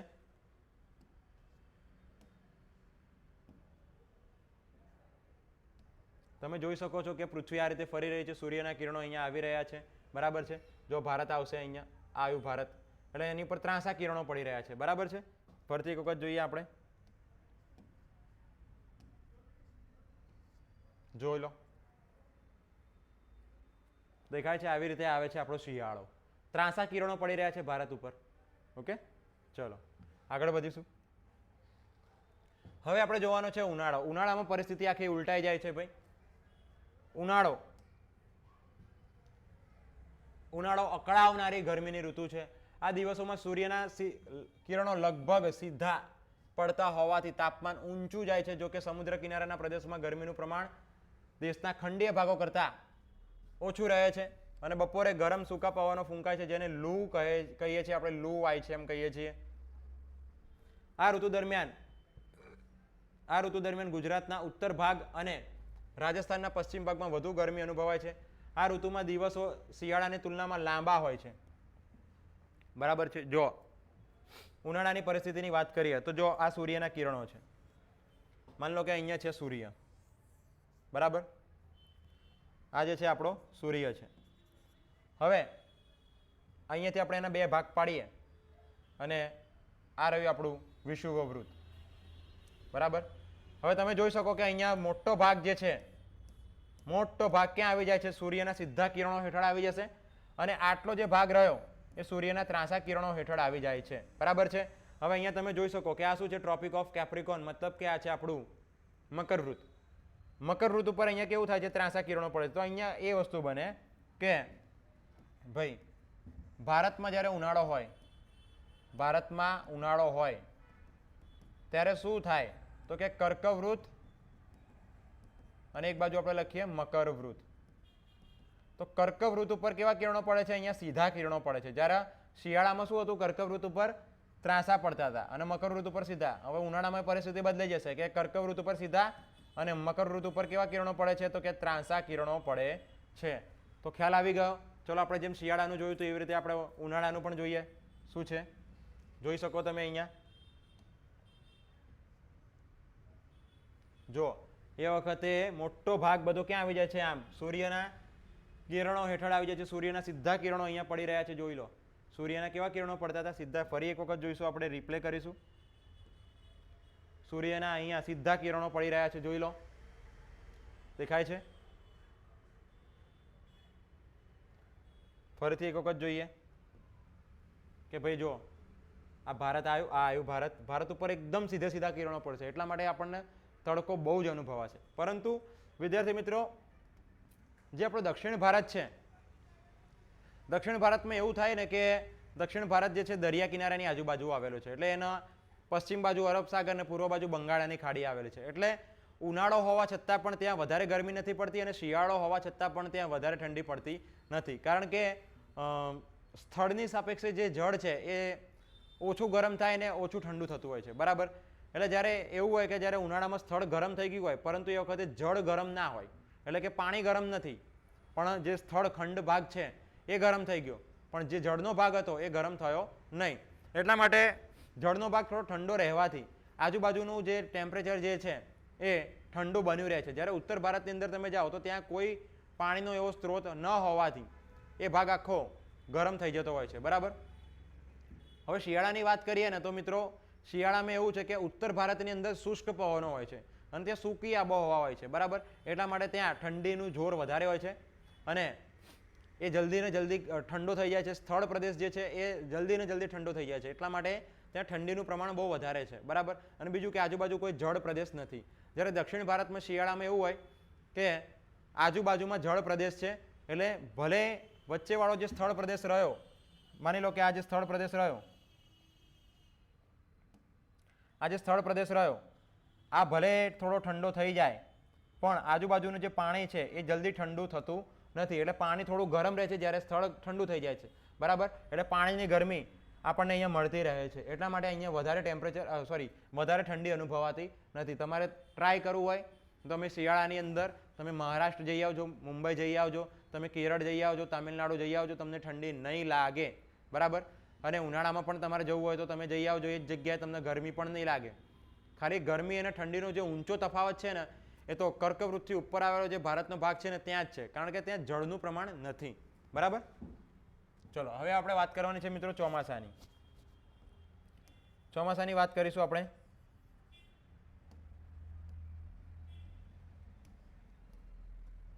તો કે ભાઈ ચોમાસું વરસાદની ઋતુ છે. ચોમાસું એટલે કે વરસાદ આવે છે. દક્ષિણ પશ્ચિમ એટલે કે આ રહ્યું દક્ષિણ પશ્ચિમ, અહીંયાથી નૈઋત્ય દિશામાંથી વાતા પવનો સમુદ્ર પરથી ફૂંકાતા હોવાથી તે ભેજવાળા હોય છે. હવે અહીંયાથી જે પવનો આવશે ને એ સમુદ્ર, આ બાજુ કયો સમુદ્ર આવી ગયો તો કે અરબ સાગર આવી ગયો, અને અહીંયા કયું, અહીંયા શું આવ્યું તો કે બંગાળાની ખાડી. બંગાળાની ખાડી તો કે અરબ સાગર અને બંગાળાની ખાડી બંને બાજુથી ભેજવાળા પવનો આવે છે અને એ ભેજ લઈને આવશે અને પછી ત્યાં ભેજનું સંગઠન થશે અને ત્યાં વાદળું બનશે અને વાદળું બનીને પછી વરસાદ પડશે. બરાબર છે. આ પવનો વરસાદ લાવે છે. આ પવનનો એક ફાંટો અરબ સાગર પરથી આગળ વધીને કેરળ, મહારાષ્ટ્ર, ગુજરાત અને મધ્યપ્રદેશ અને મધ્ય ભારત સુધી પહોંચે છે. કેરળ, મહારાષ્ટ્ર, ગુજરાત અને મધ્ય ભારત સુધી આગળ પહોંચે છે. જ્યારે બીજો એક ફાંટો જે છે એ બંગાળના ઉપસાગર, અંદમાન દ્વીપ સમૂહો અને પૂર્વ ભારત થઈને ગંગાના મેદાનોમાં આગળ વધે છે. જો બંગાળના ઉપસાગર, અંદમાન દ્વીપ સમૂહ એટલે મતલબ અંદમાન નિકોબાર ટાપુ અહીંયા આવી ગયા, ત્યાંથી લઈને તે ગંગાના મેદાનોમાં આગળ વધે છે. બંને ફાંટા આગળ જતા એકબીજાને મળી પશ્ચિમ ઉત્તર પ્રદેશ, હરિયાણા, પંજાબ અને પૂર્વ રાજસ્થાન સુધી પહોંચીને વરસાદ આપે છે. જો બંને અહીંયા મળવાના છે, બંને ફાંટા એકબીજાને મળશે, મળીને અહીંયા ઉત્તર ભારતની અંદર વરસાદ આપવાના છે. બરાબર છે. પૂર્વ રાજસ્થાન છે, પંજાબ છે, હરિયાણા, ઉત્તર પ્રદેશ બધી જગ્યાએ વરસાદ આપશે. વરસાદના આગમનથી ખેડૂત વર્ગ ખેતીકામમાં પ્રવૃત્ત થઈ જાય છે અને આ પવનોના માર્ગમાં પર્વતો આવે ત્યારે ત્યાં વધુ વરસાદ આપે છે. હવે કેવું થાય કે માની લો કે આ પર્વત હોય અને આ વાદળું જે છે, હવે આ વાદળું ઉડતું ઉડતું અહીંયા જાય અને પર્વતની જોડે અહીંયા ટકરાય, તો ટકરાશે ને તો ત્યાં જે શું આપી દેશે? વરસાદ આપી દેશે. બરાબર. તો ત્યાં એ શું આપશે? વરસાદ આપશે. ઓકે. ચલો આપણે જોઈએ કે જો એક આ બાજુથી પવનો આવે છે. હવે અહીંયા એવું થાય કે ભાઈ આ જે તમને પીળો પટ્ટો જે તમને દેખાય, કાલ્પનિક પટ્ટો, આ છે આપણું ITCZ ઝોન. એટલે આને આપણે ગુજરાતીમાં કહીએ છીએ આંતર ઉષ્ણ કટિબંધીય અભિસરણ ક્ષેત્ર. આ એક કાલ્પનિક પટ્ટો છે અને જ્યારે સૂર્યના સીધા કિરણો, આ રહ્યો આપણો સૂર્યના સીધા જ કિરણો જ્યારે અહીંયા પડવાની શરૂઆત થાય છે કર્કવૃત ઉપર, ત્યારે આ ભાગ બહુ જ ગરમ થાય છે. બહુ જ ગરમ થવાથી અહીંયાની જે હવા હોય એ પાતળી થઈને ઉપર ઉઠી જાય છે, બરાબર. ઉપર મતલબ કે જમ્મુ કાશ્મીર બાજુ નથી જતી, પરંતુ એ આમ આવે છે, આમ તમારી બાજુ આમ. ઓકે, એટલે આ જે દક્ષિણ ભારતની જે હવા છે, હવે અહીંયા જો બધી હવા ઉપર આમ જતી રહી, એટલે અહીંયા દબાણ, હવાનું દબાણ કેવું થયું, ઘટી ગયું, કારણ કે હવા જ જતી રહી, એટલે અહીંયા દબાણ ઘટ્યું. એટલે જ્યારે અહીંયા દબાણ વધારે હશે તો વધારે દબાણવાળી જે હવા હશે એ ઓછા દબાણવાળા ક્ષેત્ર તરફ આમ આગળ વધશે, બરાબર. આમ આગળ વધશે અને આગળ વધીને તમે જુઓ કે કેવું કરે છે, આગળ વધીને શું કરશે તો કે બધી જગ્યાએ વરસાદ લઈને આવશે. આ હવા આમ જશે ને એટલે ભેજ લઈને આવશે, ભેજ લઈને આવીને અહીંયા શું આપશે, વરસાદ આપશે, બરાબર છે. ઓકે, પછી કેવું થાય તો કે આ પટ્ટો જે છે અમુક વખતે નીચે પણ આવી જતો હોય, મતલબ અમુક વખતે એટલે કે કર્કવૃત ઉપરથી પછી 21 જૂન પછી 21 જૂન ઉપર એ કર્કવૃત ઉપર હોય આપણો સૂર્ય, બરાબર ને. પછી 21 જૂનથી 22 જૂનથી શરૂઆત કરીને પછી ધીરે ધીરે ધીરે ધીરે સૂર્ય ક્યાં આવે છે, નીચે, એટલે કે વિષુવવૃત્ત ઉપર આવે છે. વિષુવવૃત્તથી પછી જશે મકર ઋતુ ઉપર તરફ, બરાબર. એટલે જેમ જેમ સૂર્ય ફરતો જશે એમ એમ આ જે ITCZ ઝોન છે એ પણ એની સાથે સાથે ફરતું રહેવાનું છે. આ એક કાલ્પનિક પટ્ટો છે કે જે આપણે સમજાવવા માટે ઉપયોગમાં લઈ શકીએ છીએ, બરાબર. એટલે એમ હવા પણ અહીંયા ઉપર જવાની છે. ઓકે, હવે એક મિનિટ ઉભા રહો, આપણે જોઈશું કે વરસાદ કેવી રીતે આવે છે. આ આપણો વિડીયો હતો એકચ્યુઅલમાં. જુઓ કે ITCZ ઝોન ઉપર જશે એટલે એમ આ જતું રહ્યું,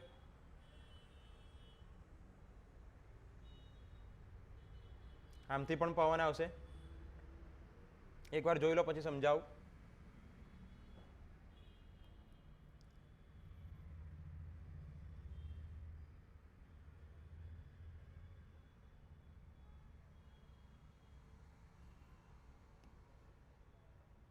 ચલો,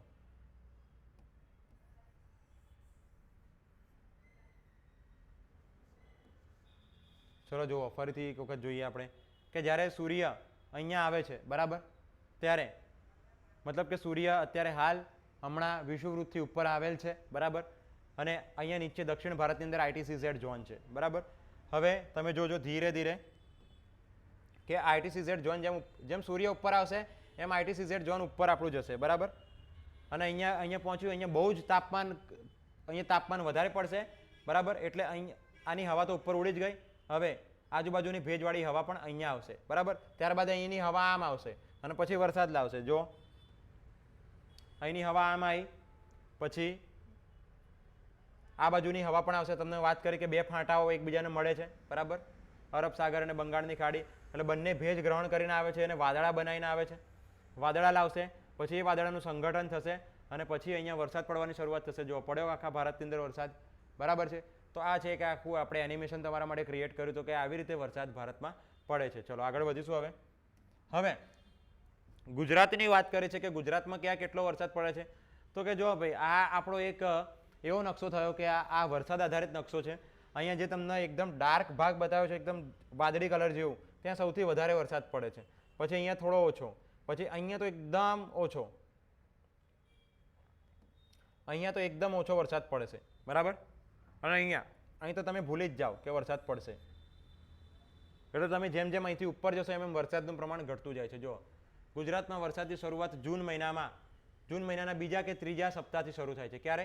જૂન મહિનાના બીજા કે ત્રીજા સપ્તાહથી શરૂ થાય છે.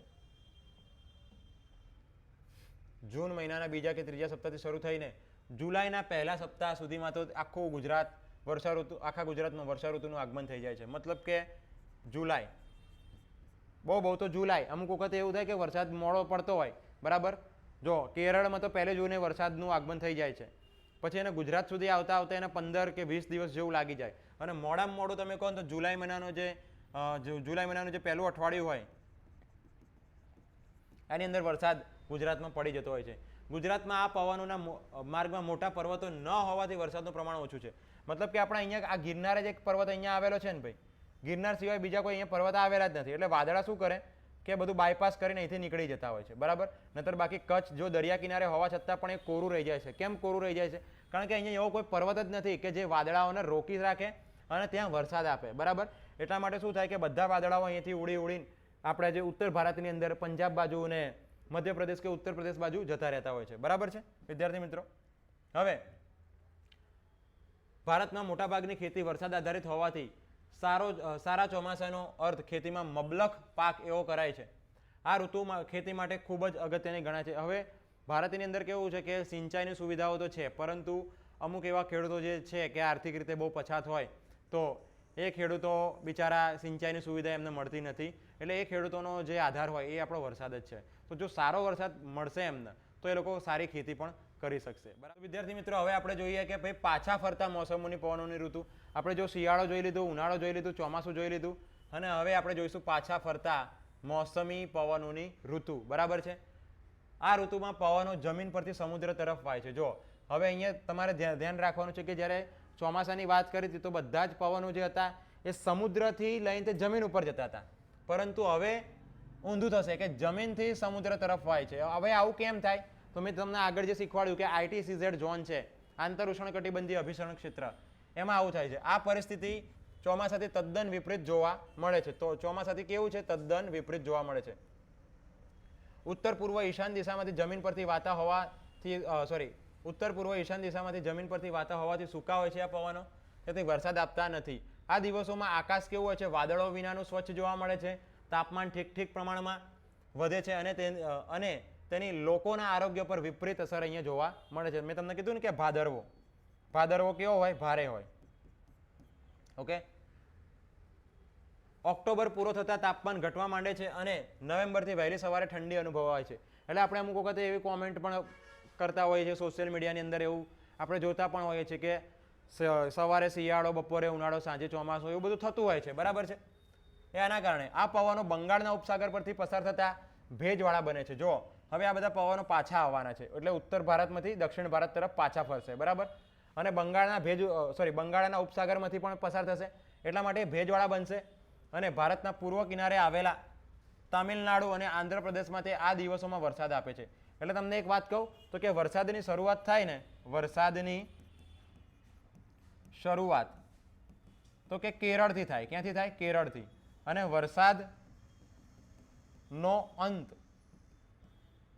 ક્યાંથી થાય? તો કે તામિલનાડુ. ચલો, આ કેવી ઘટના છે ભાઈ, કે કેરળ અહીંયા આવેલું છે અને તામિલનાડુ અહીંયા આવેલું છે, બંને પાસે જ આવેલા છે. બોલો, તો શરૂઆત અહીંથી થશે અને એન્ડ અહીંથી થશે. સૌથી છેલ્લે ડિસેમ્બર મહિનો જ્યારે હોય ને ત્યારે તામિલનાડુની અંદર વરસાદ પડતો હોય છે. બરાબર. આનું કારણ એ છે કે ભાઈ તામિલનાડુ જે છે ને એ જૂન મહિનામાં વરસાદ વગરનું રહે છે. એનું કારણ એ છે કે વૃષ્ટિ છાયા ક્ષેત્ર. એ હું તમને પછી સમજાવીશ. કયું? વૃષ્ટિ છાયા ક્ષેત્ર. એના કારણે મતલબ કે અહીંયા પર્વતો આવી જાય છે. એટલે પર્વતો આવી જવાથી શું થાય કે વરસાદ અહીંયા જ પડી જાય છે, અને જ્યારે વાદળા આ બાજુ કૂદીને આ બાજુ જઈ શકતા નથી, એટલે આ પડછાયાની અંદર આવી જાય છે. એટલા માટે આને શું કહેવામાં આવે છે? વૃષ્ટિ છાયા ક્ષેત્ર. એટલે અહીંયા વરસાદ પડતો નથી. પરંતુ અહીંયાથી જો આપણે આમ જઈએ તો અહીંયાથી બધા પવનો આવે છે. આ બંગાળાનો ઉપસાગર છે, ત્યાંથી પવનો આવીને અહીંયા તામિલનાડુની અંદર વરસાદ લાવે છે. બરાબર. હું તમને આગળ સમજાવું છું. ચલો, કેવું થાય કે જો ઓકે કે પાછા ફરતા મોસમોની જે ઋતુની વાત કરીએ તો કે જો આ બધા પવનો અહીંયા આમ આવે છે, આ આંતર ઉષ્ણકટિબંધીય અભિસરણ ક્ષેત્ર જે છે ધીરે ધીરે નીચું આવશે, એટલે બધા વાદળો પણ આમ નીચે આવશે અને અહીંયા વરસાદ લાવે છે. જો આટલા ભાગમાં જ વરસાદ અહીંયા આવશે. બરાબર.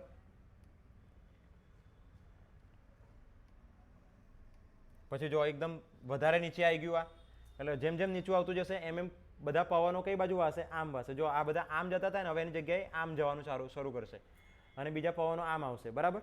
એટલા માટે ક્યાં આવશે વરસાદ સૌથી છેલ્લે? તો કે તામિલનાડુ અને આંધ્રપ્રદેશ બાજુ આવશે. ચલો જોઈએ, આપણે એનિમેશન દ્વારા જોઈશું કેવું થશે.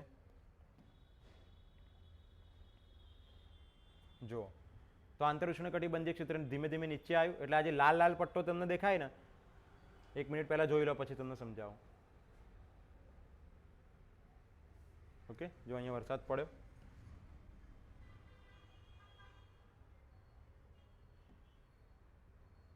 જો પહેલા કેવું થશે કે જેમ જેમ સૂર્ય નીચે આવતો જશે, મતલબ કે એમાં એવું થાય કે પહેલા અહીંયા જૂન મહિનો હતો, પછી જુલાઈ, પછી August, September, October, November, December, એમ કરીને સૂર્ય ધીરે ધીરે ક્યાં આવે છે ભાઈ? નીચે આવે છે. બરાબર. એ વિષુવવૃત્ત ઉપર આવશે. વિષુવવૃત્તથી આગળ પછી મકર વૃત્ત ઉપર જવાનો છે. એમ જેમ સૂર્ય નીચે આવતો જાય છે એમ આંતર ઉષ્ણકટિબંધીય અભિસરણ ક્ષેત્ર પણ નીચે આવતું જાય છે, અને એમ અહીંયાનો પટ્ટો જે છે, આ પટ્ટો જે છે આંતર ઉષ્ણકટિબંધીય અભિસરણ ક્ષેત્ર એ ગરમ થતો હોય છે. એટલે અહીંયાની જે વરાળ છે, અહીંયાની જે હવા છે એ ગરમ થઈને ઉપર ઉઠે છે, અને ગરમ થઈને ઉપર ઉઠે છે ત્યારે અહીંયાની જે ઠંડી હવા છે એ આ બાજુ દક્ષિણ તરફ વહે છે. આગળ આપણે ભણ્યા કે ભાઈ ઉત્તર ભારતની જે હવા છે હવે એ જમીન ઉપરથી કઈ બાજુ વાય છે, તો કે સમુદ્ર તરફ વાય છે. તો જુઓ આ જે આસમાની કલરનો જે પવન છે એ કુલ છે, મતલબ એ ઠંડો પવન છે કે એ જમીન ઉપરથી વાય છે. અને પવન જો અહીંથી પણ આમ આવે છે, એટલે હવે આ પવન અહીંથી આમ આવશે એટલે અહીંયા વચ્ચે કોણ આવ્યું, તો કે બંગાળાનો ઉપસાગર. બંગાળાનો ઉપસાગર આવ્યો એટલે અહીંયાથી એ ભેજ ગ્રહણ કરશે, અને ભેજ ગ્રહણ કરીને ક્યાં આવશે, અહીંયા આવશે. એટલે અહીંયા વાદળું લઈને આવશે અને અહીંયા વરસાદ પડશે. તમે જુઓ હવે એવું થશે. જો આ થયું.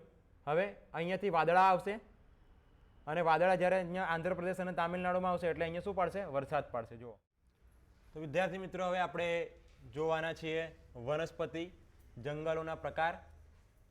હવે આ ટોપિક જે છે આ ટોપિક આપણે અગાઉના ઘણા લેક્ચર્સની અંદર પણ જોઈ ચૂક્યા છીએ, અને હજુ પણ વધુ આપણે આની અંદર જોવાનું છે કે વનસ્પતિ જંગલોના પ્રકાર. આપણી ચો તરફ વિવિધ પ્રકારના ઝાડ છોડવાઓ, ચો તરફ મતલબ શું થાય કે ચારેય બાજુ વિવિધ પ્રકારના ઝાડ છોડવાઓ અને ઘાસ જોવા મળે છે. કેટલીક વનસ્પતિ સુંદર મજાના ફૂલોવાળી તો કેટલીક કાંટાળી હોય છે.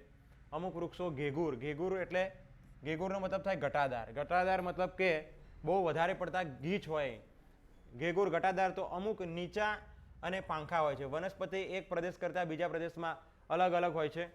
આ વિવિધતાનું કારણ આબોહવામાં રહેલી ભિન્નતા છે. જો હવે આપણે આગળના ટોપિક્સની ચર્ચા કરી. આપણે આગળના ટોપિક્સમાં આપણે ઘણું ભણ્યા કે આબોહવા શું છે, હવામાન શું છે, બરાબર. ત્યારબાદ આપણે શિયાળો જોયો, ઉનાળો જોયું, ચોમાસું જોયું, બધું જ જોયું.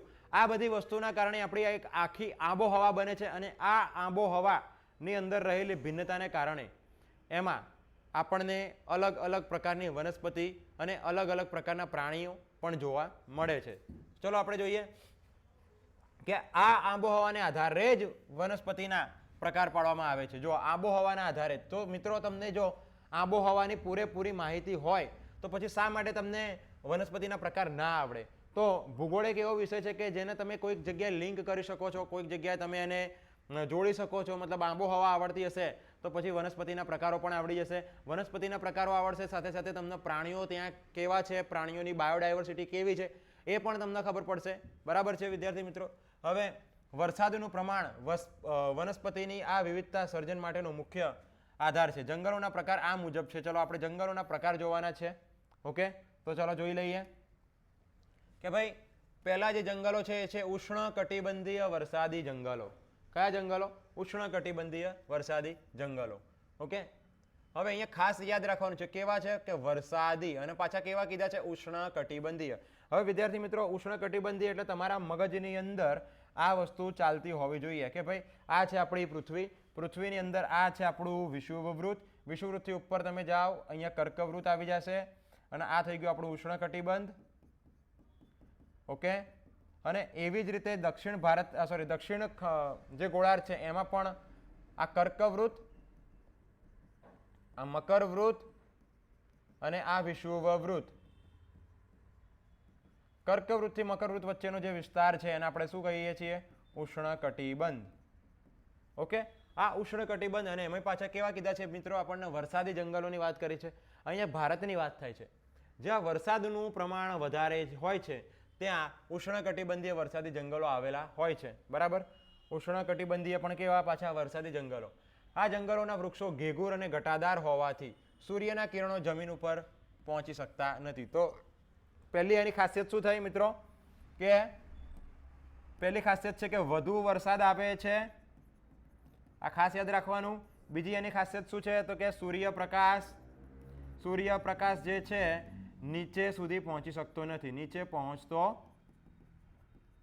નથી, જમીન સુધી પહોંચી શકતો નથી. ત્રીજી એની ખાસિયત શું છે? તો કે ઘેઘૂર છે. ઘેઘૂર મતલબ કે બહુ જ ગીચ અને ઘટાદાર છે. ઓકે, અનેક જાતના વૃક્ષો, વેલાઓ અને છોડવાઓ ત્યાં જોવા મળે છે. અને વળી બધી જ જાતના વૃક્ષોમાં એક સાથે પાનખર આવતી નથી. ચોથી એની ખાસિયત શું છે? કે એક સાથે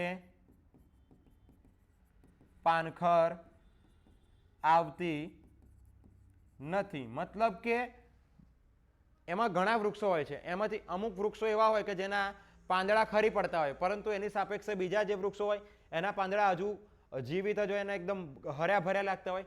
જ્યારે એની ખરી પડવાની સિઝન આવે ત્યાં સુધી પેલા બીજા વૃક્ષો હોય એના પાંદડા ઉગી નીકળ્યા હોય. એટલે એકંદરે આપણે જોઈએ ને મિત્રો, તો એવું લાગશે કે આખા જે વન છે, આખા જે જંગલો છે એ બધા હર્યા ભર્યા છે. બરાબર. એનો મતલબ એવો તો નથી કે ત્યાં પાનખર આવતી નથી, પાનખર આવે છે, પરંતુ દરેકની પાનખરનો સમયગાળો અલગ અલગ હોય છે. એટલા માટે આપણને બારે માસ કેવા લાગે છે? ભાઈ હર્યા ભર્યા.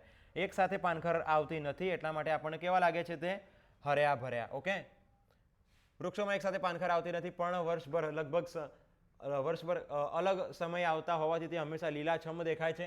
આ પ્રકારના જંગલોમાં પશ્ચિમ ઘાટના કિનારા તરફના ઢોળાવમાં પટ્ટી રૂપે, મતલબ કે જો હું તમને વાત કરું તો કે આપણો જે ભારત દેશ છે,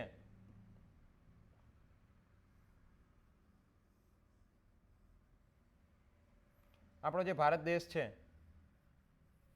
એમાં આજે પશ્ચિમ ઘાટ જે છે આપણો, આટલો ભાગ, આટલો એક પટ્ટી રૂપે અહીંયા આવેલા છે આપણા ઉષ્ણકટિબંધીય વરસાદી જંગલો. ઓકે, ચલો. પશ્ચિમ ઘાટના કિનારા તરફના ઢોળાવમાં પટ્ટી રૂપે અને અંદમાન નિકોબારના ટાપુઓમાં, અંદમાન નિકોબારનો ટાપુ એટલે કે અહીંયા, તથા ઉત્તર પૂર્વ ભારતના કેટલાક ભાગોમાં આવેલા છે. હવે ઉત્તર પૂર્વ ભારતના કેટલાક ભાગોમાં અહીંયા, અહીંયા, અહીંયા, કે આ બધી જગ્યા તમને ખબર છે કે સૌથી વધુ વરસાદ ધરાવતું અહીંયા ક્ષેત્ર છે ભાઈ મોન્સેનરામ, ચેરાપુંજી ને બધું. ઓકે, અહીંયા પણ વરસાદ વધારે આવે છે પશ્ચિમ ઘાટ તરફ. તો અહીંયા આવેલા છે આપણા વરસાદી જંગલો. હવે આની અંદર એના ઉદાહરણો જોઈએ તો મિત્રો, ઉદાહરણોની અંદર શું કયા કયા વૃક્ષો આવશે? તો કે ભાઈ મેહોગની, રોઝવુડ, નેતર, આવા વૃક્ષો ઉષ્ણકટિબંધીય વિસ્તારોની અંદર આવેલા જોવા મળે છે. ઓકે, ચલો હવે આપણે આગળ વધીશું. ડાઉટ સોલ્વ ના થયો હોય તો આપણી આ સ્લાઇડ જે છે એને તમે પોઝ કરીને શાંતિથી જોઈ લો. બરાબર છે. જો એની 4 ખાસિયત છે, આ એનું લોકેશન છે, એના ઉદાહરણો છે, ક્યાં આવેલા હોય, બધું જ તમને ખબર પડી ગઈ. ચલો આગળ વધીશું. હવે ઉષ્ણકટિબંધીય પાનખર જંગલો. ઉષ્ણકટિબંધીય પાનખર જંગલો. હું એકદમ જ ચોંકી ઉઠ્યો. મેં કીધું આ બધું ગયું ક્યાં? આ તો નીચે લખ્યું હતું. હા, અને અહીંયા તમે જોઈ શકો પાનખર જંગલો એટલે કેવા છે? જો બધા એકદમ ખુલ્લા ખુલ્લા છે, અહીંથી તમને આર પાર આકાશ દેખાય છે, હે ને? ઉષ્ણકટિબંધીય પાનખર જંગલોની વાત કરવાની છે તો એમાં આ પ્રકારના જંગલો ભારતમાં ઘણા મોટા ભાગ પર જોવા મળે છે. ચલો, તો પહેલી ખાસિયત શું થઈ મિત્રો આની? તો કે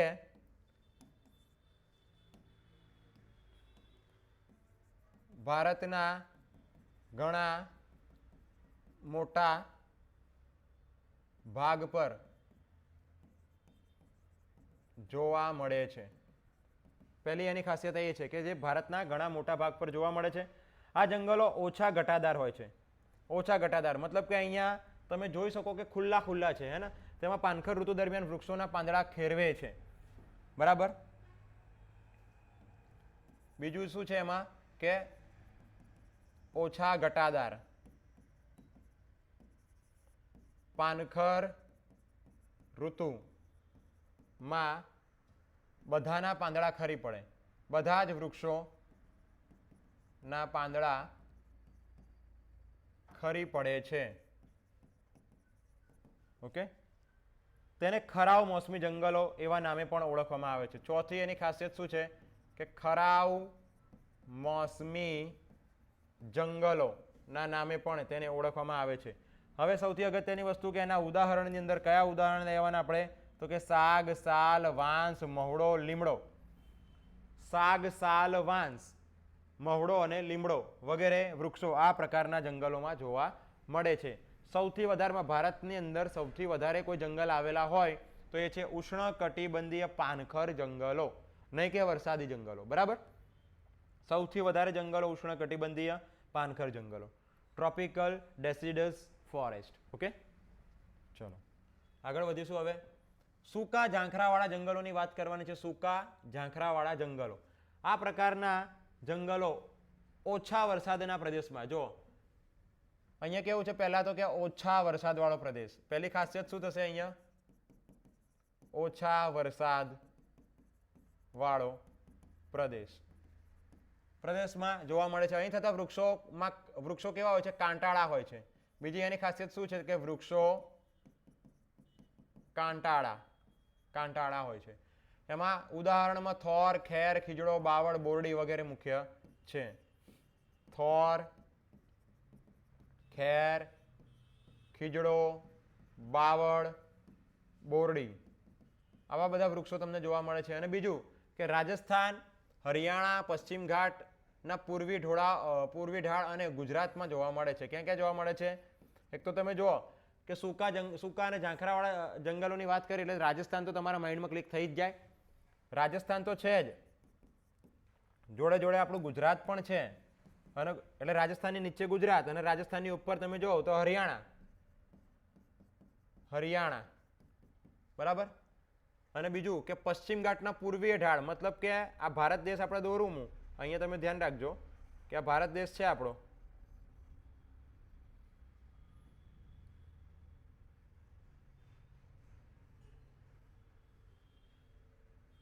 આ ભારત દેશ અહીંયા શું કહ્યું છે કે પશ્ચિમ ઘાટના પૂર્વીય ઢાળ, મતલબ કે અહીંયા તમે જુઓ ને કે પર્વતો આવેલા છે, પર્વતમાળાઓ બધી અહીંયા આવેલી છે બરાબર. હવે પશ્ચિમ ઘાટ રહ્યો, પશ્ચિમ ઘાટના પૂર્વી ઢાળ મતલબ કે આ બાજુનો પટ્ટો, આ બાજુનો. હવે મિત્રો અહીંયા વરસાદ ઓછો આવે છે. વરસાદ અહીંયાથી વાદળાઓ આમ જ આવે છે. આપણે આગળ જોયું કે વાદળાઓ બધા અહીંયાથી આમ જ આવશે, બધા ભેજવાળા પવનો અહીંથી આમ આવે જ છે. પરંતુ કેવું થાય કે એના દ્વારા જે વાદળાઓ બને છે ને એ વાદળાઓ અહીંયા જ વરસાદ આપે છે. આ બાજુવાળા પશ્ચિમ ભાગ ઉપર જ વરસાદ આપે છે. પેલી બાજુ પૂર્વ બાજુ વરસાદ આપી શકતા નથી, કારણ કે અહીંયા મોટી પર્વતમાળાઓ બધી આવેલી છે. એ પર્વતમાળાઓને ટકરાઈને એ વરસાદ અહીંયા જ પડી જાય છે, જ્યારે આ બાજુ જતો નથી. એટલે આ વાળો જે ભાગ રહ્યો ને આપણો વૃષ્ટિ છાયા ક્ષેત્રમાં આવે છે. શેમાં આવે છે? વૃષ્ટિ છાયા ક્ષેત્રમાં. અને વૃષ્ટિ છાયા ક્ષેત્રમાં આવતો હોવાથી અહીંયા વરસાદ ઓછો પડે છે. વરસાદ ઓછો પડે છે એટલા માટે અહીંના જંગલો કેવા છે? સૂકા ઝાંખરાવાળા જંગલો. બોલો, ખ્યાલ આવી ગયો કે નહીં? એકદમ સિમ્પલ હતું. તો 4 વિશેષતાઓ રહી. ચલો આગળ વધીશું. હવે વાત કરવાની છે પર્વતીય જંગલો. પર્વતીય જંગલો તો કે આ પ્રકારના જંગલો તેના નામ પ્રમાણે પર્વતીય વિસ્તારમાં જોવા મળે છે. ચલો તો પહેલી ખાસિયત શું થશે અહીંયા એની? તો કે ભાઈ પર્વતીય જંગલો જે છે એ પર્વતમાં જોવા મળે છે, પર્વતવાળા ભાગોમાં. આવી રીતે તમે જોઈ શકો છો કે આ પર્વતો છે, પર્વતવાળા ભાગોમાં જોવા મળે છે. ઓકે, બીજી ખાસિયત શું છે એની? તો કે પર્વતોમાં જુદી જુદી ઊંચાઈએ વિવિધ પ્રકાર અને આકારની વૈવિધ્ય ધરાવતી વનસ્પતિ ઉગે છે. હવે જો સમુદ્ર સપાટીથી તમે 1500 મીટરથી તે 2500 મીટર સુધી ઉગતી વનસ્પતિ શંકુ આકારની અને સોયાકાર પાંદડા ધરાવતી હોય છે. સમુદ્ર સપાટીથી 1500 થી લઈને તે 2500 મીટર ઊંચાઈ પર શંકુ આકારની વનસ્પતિ જોવા મળે છે બરાબર. હવે આમાં ઉદાહરણ તરીકે ચીડ, દેવદાર, પાઇન વગેરે. હવે મિત્રો અહીંયા એક વાત કહું તમને કે અમુક જે પર્વતો હોય છે એ કેટલાક 4000 મીટર ઊંચા હોય, કેટલાક 3000 મીટર પણ હોય છે, કેટલાક 1500 મીટર પણ હોય, તો કેટલાક 1000 મીટર પણ ઊંચા હોય. તો જેમ જેમ ઊંચાઈ વધતી જશે એમ એમ વનસ્પતિની અંદર પણ વેરાયટી આવતી જાય છે. અને લગભગ તમે 6000 મીટર ઊંચાઈ ઉપર જશો ને તો ત્યાં તમને ટુંડ્ર પ્રકારની વનસ્પતિ જોવા મળશે. ટુંડ્ર પ્રકારની વનસ્પતિ. અને એક અલગ જ પ્રકારનું ત્યાં ઘાસ પણ ઉગે છે, એ પણ તમને જોવા મળશે કે ત્યાં ઘેટા બકરાઓ ચરાવવા માટે બહુ જ અનુકૂળ પ્રકારનું એ ઘાસ છે બરાબર. તો એ તો થઈ ગયું. હવે વૃક્ષોમાં કયા કયા વૃક્ષો? તો કે ચીડ, દેવદાર અને પાઇન બરાબર ને. આ બધી વનસ્પતિ છે. હવે અહીંના જે લાકડા હોય છે ને મિત્રો એ બહુ પોચા હોય. પોચા એટલા લાકડા હોય ને કે તમે એમાંથી અમુક લાકડામાંથી તો દીવાસળી બનતી હોય. તમે જુઓ દીવાસળીનું લાકડું કેટલું પોચું હોય. તો એવા પોચા પોચા લાકડાઓ અહીંયા બનતા હોય, મળી આવે છે બરાબર. અને આ લાકડાઓ ઇમારતો બનાવવા માટે અને એવી બધી કન્સ્ટ્રક્શન વસ્તુની અંદર આ લાકડાઓ બહુ જ કામમાં આવતા હોય છે બરાબર. ચલો આગળ વધીએ. હવે મેંગ્રુવ જંગલો. હવે આ પ્રકારના જંગલો સમુદ્રની ભરતીના ખારા પાણીમાં વિકસે છે. ચલો પહેલી વિશેષતા શું થઈ? સમુદ્રની ભરતીના ખારા પાણીમાં. તમે જોઈ શકો કે મેંગ્રુવ જંગલો કેવા છે. જો આના રૂટ્સ છે, બધા એના મૂળિયાઓ છે. અને આ મૂળિયાઓ પાણીની અંદર, ખારા પાણીની અંદર ડૂબેલા રહે છે વરસભર દરમિયાન, બરાબર. અને ખારા પાણીથી જ એ પોતાનું પોષણ કરે છે.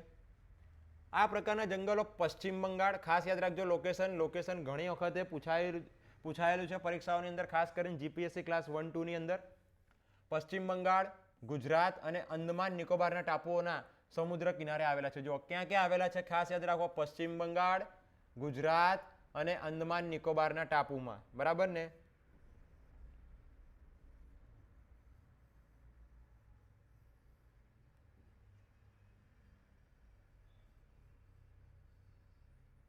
એક અહીંયા આવેલ છે ગુજરાતની અંદર, એક પશ્ચિમ બંગાળની અંદર, અને બીજું કે અંદમાન નિકોબાર ટાપુ જે છે આપણા અહીંયા આવેલ છે. 3 જગ્યાએ આપણને આ જોવા મળે છે મેંગ્રુવના જંગલો. ઓકે. સુંદરવન આ પ્રકારનું એક જંગલ છે જે ક્યાં આવેલું છે, પશ્ચિમ બંગાળ અને બાંગ્લાદેશમાં સંયુક્ત રીતે આવેલું છે. અને ત્યાં સુંદરી નામના વૃક્ષો પરથી એનું નામ પડેલું છે. હવે ત્યાં જે વૃક્ષ આવેલા છે, કયા વૃક્ષો, જેનું નામ છે સુંદરી નામના જે વૃક્ષ છે, એના એવા ઘણા બધા વૃક્ષો છે, એટલા માટે એનું નામ પડેલું છે સુંદરવન. ગુજરાતના સમુદ્ર કિનારે આ પ્રકારના જંગલોમાં ચેરના વૃક્ષો જોવા મળે છે. જો તો જે પશ્ચિમ બંગાળની અંદર સુંદરી નામના વૃક્ષો જોવા મળશે, સુંદરી, તો ગુજરાતમાં કયા વૃક્ષો જોવા મળે છે, એવા ચેરના વૃક્ષો, ચેર અને સુંદરી. ખાસ યાદ રાખો કે ચેર કેવા પ્રકારના વૃક્ષો છે, તો કે મેંગ્રુવ પ્રકારના વૃક્ષો. સુંદરી કેવા પ્રકારના વૃક્ષો છે, તો કે મેંગ્રુવ પ્રકારના વૃક્ષો છે, બરાબર છે. જેનો ઉપયોગ સ્થાનિક લોકો બળતણ તરીકે કરે છે. લો, બળતણ તરીકે ઉપયોગ કરી લીધો. તો સૌથી પહેલા તો મેંગ્રુવ જંગલોની વાત કરીએ તો એ ખારા પાણીમાં થાય, દરિયા કિનારે તમને જોવા મળે.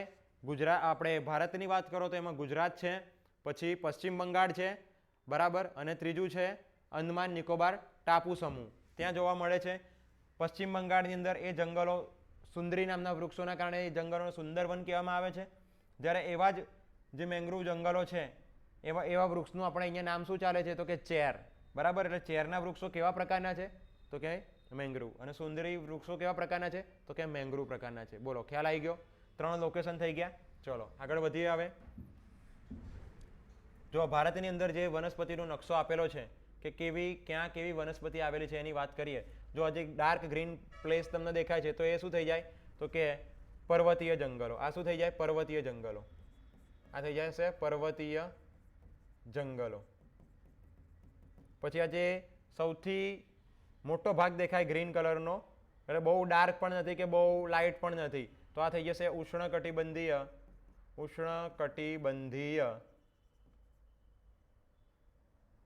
પાનખર જંગલો. કેવા જંગલો, પાનખર જંગલો, ઉષ્ણકટિબંધીય પાનખર જંગલો. તમને હમણાં વાત કરી હતી કે ભારતમાં સૌથી વધારે કયા જંગલો આવેલા છે, તો કે ઉષ્ણકટિબંધીય પાનખર જંગલો. હવે આ વાળો આખો પટ્ટો તમે જુઓ તો આ કેવા છે, તો કે સૂકા ઝાંખરાવાળા જંગલો. કેવા, સૂકા ઝાંખરાવાળા જંગલો. 1 થયા, 2 અને 3 થયા. અને હવે આની વાત કરીશું. આ કેવા છે, તો કે આ પણ સૂકા ઝાંખરાવાળા જંગલો જ છે. આ પણ એ જ છે, સેમ આ. ઓકે, 1, 2, 3 અને ચોથું આ જે એકદમ ડાર્ક ગ્રીન પ્લેસ તમને દેખાય છે, આ થઈ જશે આપણા ઉષ્ણકટિબંધીય લીલા જંગલો અથવા તો વરસાદી જંગલો. બરાબર છે. કેટલા થયા, 1, 2, 3, 4 અને 5મા જે જંગલો છે એ છે મેંગ્રુવ જંગલો. આ રહ્યા મેંગ્રુવ. હવે જે આપણે આગળ ચર્ચા કરીને એના કરતાં પણ એક પ્લેસ અહીંયા 1-2 પ્લેસ વધી જશે. જુઓ, એક છે આપણું બાંગ્લાદેશ અને પશ્ચિમ બંગાળ, બંનેમાં તો આવેલું જ છે. તો મેંગ્રુવ જંગલોનું યાદ રાખો કે ભાઈ મેંગ્રુવ જંગલો જે છે એ ક્યાં છે, તો કે પહેલું બાંગ્લાદેશ,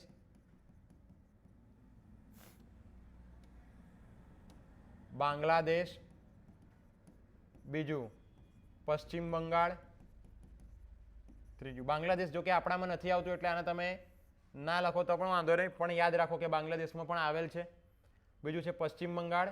ત્રીજું અહીંયા તમે જુઓ કે આ રહી ઓડિશા, ઓડિશામાં પણ આવેલ છે મેંગ્રુવ જંગલો. પછી આંધ્રપ્રદેશની અંદર પણ આવેલ છે, આંધ્રપ્રદેશ, બરાબર છે. આંધ્રપ્રદેશમાં પણ આવેલું છે મેંગ્રુવ જંગલો. ત્યારબાદ ગુજરાતની અંદર આ રહ્યા અહીંયા 5મું ગુજરાત. અને છઠ્ઠું અંદમાન નિકોબાર, અંદમાન નિકોબાર. એટલે આમ જોવા જાવ તો ઓલ ઓવર ઇન્ડિયાની અંદર 5 જગ્યાએ મેંગ્રુવ જંગલ આવેલા છે. એક પશ્ચિમ બંગાળ છે, બીજું ઓડિશા છે, ત્રીજું આંધ્રપ્રદેશ છે, ચોથું ગુજરાત કહી શકાય અને પાંચમું અંદમાન નિકોબાર કહી શકાય. આ બાંગ્લાદેશ એટલા માટે લખ્યું કારણ કે અવારનવાર પરીક્ષાઓમાં પણ પૂછાતું હોય છે કે બાંગ્લાદેશમાં આવે કે ના આવે, બરાબર. એટલે એ પણ ધ્યાનમાં રાખવું જરૂરી છે કારણ કે અડીને જ છે, બરાબર. તો આમ જંગલોના કેટલા પ્રકાર છે? 5 પ્રકાર. પર્વતીય જંગલો, સૂકા ઝાંખરાવાળા જંગલો, ઉષ્ણકટિબંધીય પાનખર જંગલો, ઉષ્ણકટિબંધીય લીલા જંગલો અને મેંગ્રુવ જંગલો, એમ 5 પ્રકારના જંગલો થયા. એમાં ખાસ કરીને મેંગ્રુવ જંગલોનું જે લોકેશન છે એ છે પશ્ચિમ બંગાળ, ઓડિશા, આંધ્રપ્રદેશ, ગુજરાત અને અંદમાન નિકોબાર ટાપુ સમૂહ. ઓકે, ચલો આગળ વધીશું. હવે જંગલોનું મહત્વ જોઈએ તો કે જંગલો આપણી ઘણી જરૂરિયાત પૂરી પાડે છે. હવે આ મહત્વનું તમને ખબર જ છે કે ભાઈ શું શું મહત્વ હોઈ શકે. તો ચલો, એનો પહેલો ફાયદો છે પર્યાવરણીય ફાયદો અને બીજો ફાયદો છે આર્થિક ફાયદો. આર્થિક એટલે આનાથી આપણને રૂપિયા પૈસા મળશે. પર્યાવરણીય ફાયદો એ છે કે ભાઈ તે વાતાવરણને શું રાખે છે? શુદ્ધ રાખે છે. કેમ? કારણ કે વધારે ને વધારે ઓક્સિજન બહાર આપશે અને કાર્બન ડાયોક્સાઇડ લેશે એટલે શુદ્ધ રાખશે. બીજું કે વરસાદ લાવે છે. ત્રીજું કે ધોવાણ અટકાવે. ધોવાણ મતલબ કે વાવાઝોડું આવતું હોય તો પણ અટકી જાય, બરાબર છે. પછી તમે જોયું હશે કે ખેતરોની આજુબાજુ પણ અમુક વખતે વૃક્ષો વાવવામાં આવે છે. તો વૃક્ષો વાવવાથી શું થાય? તો કે ખેતરોની માટી ઉડીને ના જતી રહે, વરસાદ દ્વારા થતું ધોવાણ પણ અટકી જાય, વનસ્પતિને કોઈ નુકસાન ના થાય. પછી વન્યજીવોનો કુદરતી આવાસ છે. કારણ કે આપણે તો ભાઈ આવી જગ્યાએ રહેતા હોઈએ, બરાબર.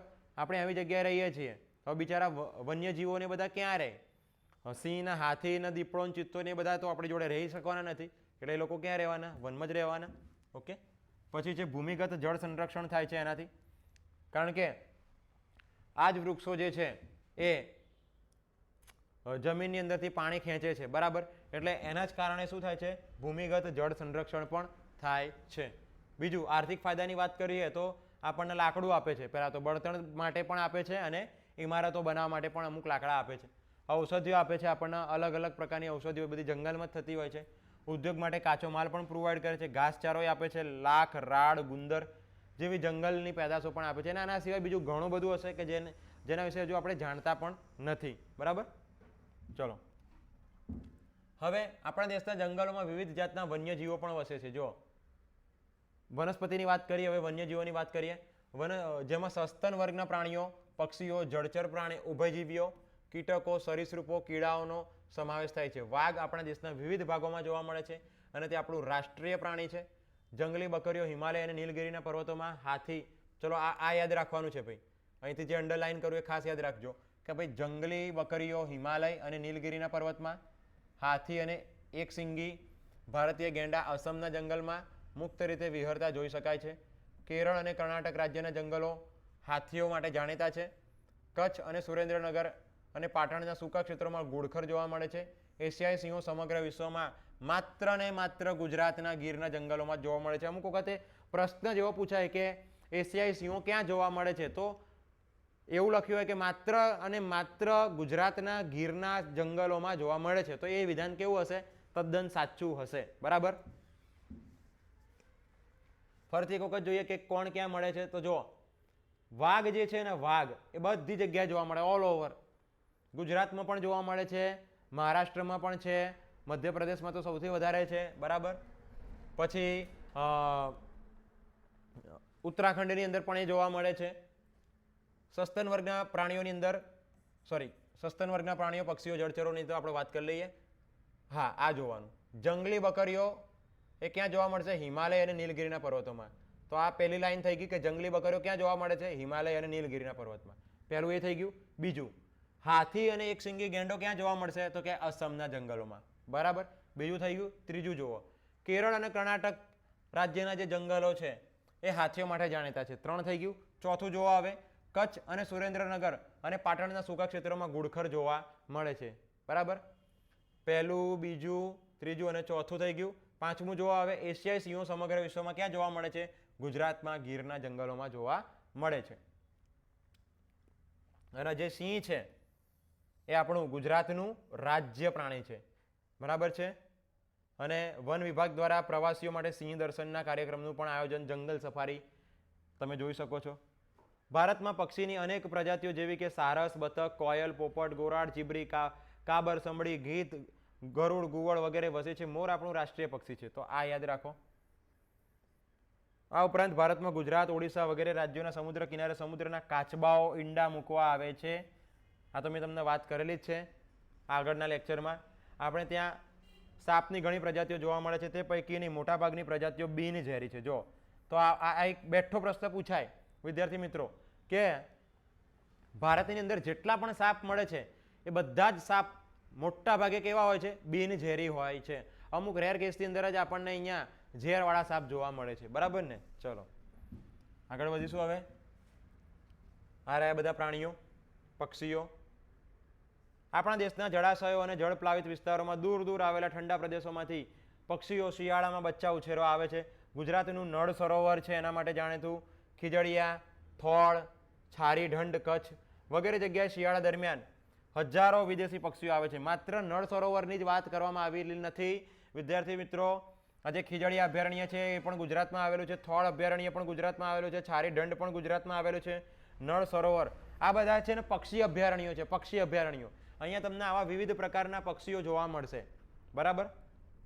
હવે આ બધા પક્ષીઓ છે ને મિત્રો એ સાયબેરિયાથી આવે છે, રશિયા બાજુથી, કે ત્યાં શિયાળામાં એટલી ઠંડી પડતી હોય, કાતિલ ઠંડી, કે આ લોકો સહન કરી શકતા ન હોવાથી એ લોકો ઉડતા ઉડતા આપણા ગુજરાતમાં આવી પહોંચે છે. બરાબર. અને અહીંયા પહોંચીને પછી જ્યારે અહીંયા ગરમીની શરૂઆત થાય એટલે ઉડતા ઉડતા એ પાછા પોતાના વતન પરત થઈ જતા હોય છે. અને નળ સરોવર ને એ બધી જગ્યાએ લોકો ખાસ કરીને એવા પક્ષીઓ જોવા માટે જતા હોય છે. બરાબર. ઓકે. અને શિયાળો પૂરો થતા તે જો કીધું કે પોતાના વતનમાં પરત જાય છે. અને આવા પક્ષીઓ પ્રવાસી કે યાયાવર પક્ષીઓ તરીકે ઓળખવામાં આવે છે. કયા પક્ષીઓ કહીએ છીએ આને? પ્રવાસી કે યાયાવર પક્ષીઓ. પણ અહીંયા આપણે જે ભૂલ કરીએ છીએ ને એ માત્ર એક ભૂલ કરીએ કે દરેક પરીક્ષાની અંદર આપણને એક જ વસ્તુ મગજમાં ફિટ કરેલું છે કે ભાઈ આવા યાયાવર પક્ષીઓ ક્યાં આવે છે? તો કે ભાઈ નળ સરોવરમાં. પણ એકલું નળ સરોવરમાં આવતા નથી, એ યાદ રાખો. ખીજડીયામાં આવે છે, થોળમાં આવે છે, છારે ઢંઢમાં પણ આવે છે. જેટલા પણ પક્ષી અભયારણ્યો છે કે ત્યાં આવી શકાતું હોય તો એવી જગ્યાએ આ બધા પક્ષીઓ પહોંચી જતા હોય છે. બરાબર. ચલો હવે સુરખાબની વાત કરીએ તો જે સુરખાબ છે આવું જો કોઈ ના જોયું હોય તો જોઈ લેજો. તો કે આવું ઓરેન્જ કલરનું છે. સુરખાબ જે છે નળ સરોવરમાં, કચ્છના રણમાં તથા કાદવવાળા કે પાણીવાળા ક્ષેત્રોમાં જોવા મળે છે. તેના લાંબા પગ હોય, સફેદ ગુલાબી ઝાંયવાળું શરીર ધરાવે છે. ભારતમાં માત્ર કચ્છમાં જ તે માળા કરે છે. સૌથી વધારે તમને સુરખાબ ક્યાં જોવા મળશે? કચ્છમાં જોવા મળશે. જમીન પર કિચડવાળી ક્ષારીય માટીમાં નાનો ગોળ ટીંબો બનાવી તેમાં તેના મથાળે ખાડો કરીને તેમાં ઈંડું મૂકે છે. જો કેવી રીતે કરશે કે પહેલા આવો ગોળ ટીંબો બનાવશે, પછી અહીંયા ખાડો કરશે, એટલે આ ટીંબો કેવો બની જશે? આવો બની જશે. અને પછી અહીંયા શું મૂકશે? ઈંડું મૂકશે. તો આ રીતની રચના કરે છે સુરખાબ. ક્યાં જોવા મળે? માત્ર કચ્છની અંદર. તો માત્ર તે આપણને કચ્છમાં જોવા મળે છે. બરાબર. ગુજરાતની અંદર અને એમાં પણ કચ્છની અંદર. તો જે સુરખાબ છે એ આપણું રાજ્ય પ્રાણી, રાજ્ય પક્ષી છે. રાજ્ય પક્ષી. રાજ્ય પક્ષી એટલે કે સુરખાબ. બરાબર છે.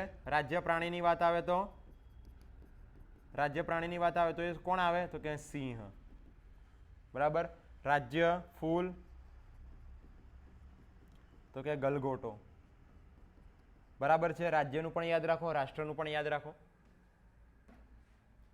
હવે અભયારણ્યો, રાષ્ટ્રીય ઉદ્યાનો અને જૈવ આરક્ષિત ક્ષેત્રો વિશે આપણે થોડુંક જોવાનું છે. જોઈએ કે શું છે. તો કે વન્યજીવોના સંરક્ષણના હેતુથી કેટલાક વિસ્તારોને ખાસ કરીને કાયદાકીય જોગવાઈથી નીચે મુજબના વિસ્તારો કે ક્ષેત્રો જાહેર કરવામાં આવે છે, જેની મુખ્ય વિગતોની માહિતી મેળવીએ. ચલો હવે વિદ્યાર્થી મિત્રો તમને વાત કરું કે જે પ્રમાણે માણસની જેટલી વસ્તી વધતી જાય છે, બરાબર, એ પ્રમાણે જુદા જુદા પ્રાણીઓ જે છે એમને પણ રહેવામાં તકલીફ પડે છે. કારણ કે એ બિચારા એ જાય ક્યાં?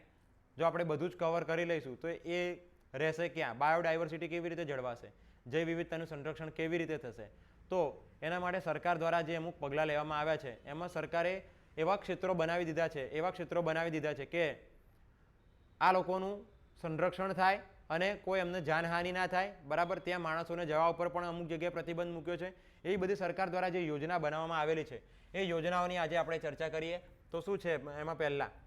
તો ચલો પહેલા આપણે જોઈશું. પહેલા આપણે જોવાના છીએ અભયારણ્ય. અભયારણ્યની વાત કરીએ વિદ્યાર્થી મિત્રો, આવા 573 અભયારણ્યો છે ભારતની અંદર. કેટલા? 573 અભયારણ્યો. 573 અભયારણ્યો જે છે, હવે આ અભયારણ્યો આટલા બધા છે. હવે વિચારો તમે, આટલા બધા અભયારણ્યો હોય, તમે એક લોજિક લગાડો કે આટલા બધા અભયારણ્યો હશે તો કેન્દ્ર સરકાર આના માટે કામ કરવા માટે એને વધારે ટીમની જરૂર પડતી હશે. એટલે આ વિષય કોને આપી દીધેલો છે? રાજ્ય સરકારનો વિષય છે. અભયારણ્ય કોનો વિષય છે? રાજ્ય સરકારનો. અમુક વખતે વિધાનવાળા વાક્યોની અંદર આવા પણ પ્રશ્નો પૂછાતા હોય કે ભાઈ અભયારણ્ય એ કોનો વિષય આવી જાય? તો એમાં લખેલું હોય કે ભાઈ કેન્દ્ર સરકાર, રાજ્ય સરકાર અને સંયુક્ત સરકાર. તો આપણે શું કરવાનું? ભાઈ રાજ્ય સરકાર. બરાબર છે. એવી જ રીતે રાષ્ટ્રીય ઉદ્યાનની વાત કરીએ તો એની રચના કોણે કરેલી છે? જો રાષ્ટ્રીય ઉદ્યાનની ટોટલ સંખ્યા તમને કહું તો 106 છે અત્યારે ટોટલ ભારતની અંદર, અને અપડેટ થતા રહે છે. તમારે જોતા રહેવાનું કરંટ અફેરની અંદર. હવે વાત કરીએ તો કે રાષ્ટ્રીય ઉદ્યાનો કેટલા છે? 106. અને એની રચના કોણ કરે છે? તો કે રાજ્ય અને કેન્દ્ર સરકાર બંને ભેગા થઈને એની રચના કરે છે. રાજ્ય સરકાર એઝ વેલ એઝ કેન્દ્ર સરકાર. બરાબર છે. અને જૈવ આરક્ષિત ક્ષેત્રો, હવે અહીંયા તમે જુઓ કે રાજ્ય સરકાર તો આવી ગઈ, રાજ્યની જોડે કેન્દ્ર પણ આવી ગઈ, અને હવે અહીંયા કોણ આવે છે? તો કે જૈવ આરક્ષિત ક્ષેત્રની અંદર આંતરરાષ્ટ્રીય માપદંડો મુજબ જૈવ આરક્ષિત ક્ષેત્રની રચના થાય છે. મતલબ કે જે ઇન્ટરનેશનલ લેવલે જે માપદંડો બનાવ્યા હશે, જે ધારાધોરણો નક્કી કરેલા હશે, એ મુજબ જ જૈવ આરક્ષિત ક્ષેત્રોની રચના થાય છે. બરાબર છે.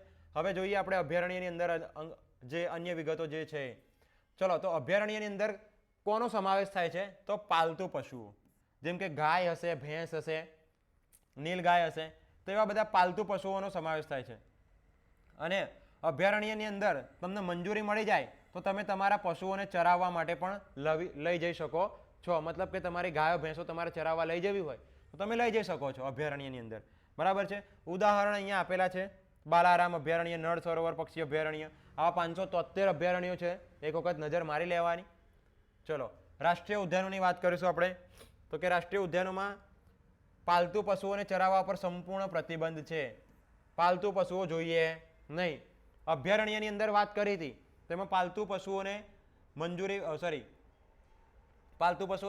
બાદ ચરાવવાની અહીંયા છૂટ આપવામાં આવેલ છે. પરંતુ રાષ્ટ્રીય ઉદ્યાનમાં પાલતુ પશુઓને ચરાવવા ઉપર સંપૂર્ણ પ્રતિબંધ. કોઈ ગાય ભેંસ કે કોઈ અંદર જવું જોઈએ નહીં. No entry. રાષ્ટ્રીય ઉદ્યાન આવે એટલે નો એન્ટ્રી. કારણ કે અહીંયા કોણ ઇન્વોલ્વ થયું? કેન્દ્ર અને રાજ્ય બંને. બરાબર ને. અને જૈવ આરક્ષિત ક્ષેત્ર એટલે તો આંતરરાષ્ટ્રીય માપદંડ મુજબ થવાનું. એટલે અહીં તો પૂરેપૂરું રિસ્ટ્રિક્શન હશે. તમામ બહારની માનવીય પ્રવૃત્તિઓ પર સંપૂર્ણ પ્રતિબંધ. ડબલ ચોકડી, ટ્રિપલ ચોકડી લગાડ દો. બરાબર છે. કોઈની અવર જવર ના જોઈએ. એકદમ શાંત વાતાવરણ જોઈએ. Totally prohibited. ઓકે, સંપૂર્ણ પ્રતિબંધિત. અને આનું ઉદાહરણ તમે જુઓ તો આમાં ગીર રાષ્ટ્રીય ઉદ્યાન, વેળાવદર રાષ્ટ્રીય ઉદ્યાન, વાંસદા આવી જશે. અને ચોથું ગુજરાતમાં બીજું કયું છે? તો કે મરીન નેશનલ પાર્ક. જૈવ આરક્ષિત ક્ષેત્રની અંદર ગુજરાતમાં કચ્છના રણનું આંશિક ક્ષેત્ર, નીલગિરીનું ક્ષેત્ર, પન્નાનું જૈવ આરક્ષિત ક્ષેત્ર, એવા 18 પ્રકારના. હા, અહીંયા એ રહી ગયું આપણે કે આવા કેટલા છે? 18 જૈવ આરક્ષિત ક્ષેત્રો છે ભારતની અંદર. કેટલાક જૈવ આરક્ષિત ક્ષેત્રો? 18. તો આ વિગતો છે સંપૂર્ણ બરાબર યાદ રાખવાની છે કે અભયારણ્ય ટોટલ કેટલા છે? તો કે 573. રાષ્ટ્રીય ઉદ્યાન કેટલા? 106. અને જૈવ આરક્ષિત ક્ષેત્ર કેટલા? તો કે 18. અને અભયારણ્યની રચના રાજ્ય સરકાર, રાષ્ટ્રીય ઉદ્યાનની રચના રાજ્ય અને કેન્દ્ર સંકલનથી, જૈવ આરક્ષિત ક્ષેત્રની રચના આંતરરાષ્ટ્રીય માપદંડ મુજબ. અને અભયારણ્યમાં શું છે? જો આ જે તે પ્રાણીઓના માટે બનાવવામાં આવતા હોય છે. રાષ્ટ્રીય ઉદ્યાનની વાત કરું ને મિત્રો, તો કોઈ એક ક્ષેત્ર હશે ને એને ટોટલી કવર કરી લેશે, અને એ ક્ષેત્રની અંદર વસતા જેટલા પણ વન્યજીવો છે બધાને સંરક્ષણ આપવામાં આવશે. બરાબર છે. આવું એક ક્ષેત્ર હોય અને ટોટલી કવર કરી લીધું. અહીંયા માની લો કે હાથી હોય, ગેંડો હોય, ચિત્તો હોય, વાઘ, વરુ, બધા એક ક્ષેત્રની અંદર આવી ગયા. બધાને અહીંયા પ્રોટેક્શન આપવામાં આવશે. બરાબર. અને જ્યારે અભયારણ્યની વાત કરું ને તો એ માત્ર એક જ જાતિ, માત્ર કોઈ એક જ પશુ હશે કે પ્રાણી હશે એને અહીંયા પ્રોટેક્શન આપવામાં આવશે. હવે અહીંયા જુઓ કે ચરાવવાની અહીંયા બિલકુલ છૂટ છે. બરાબર. જ્યારે અહીંયા રાષ્ટ્રીય ઉદ્યાનની વાત કરો તો અહીંયા પાલતુ પશુઓને ચરાવવા ઉપર સંપૂર્ણ પ્રતિબંધ મૂકી દીધો.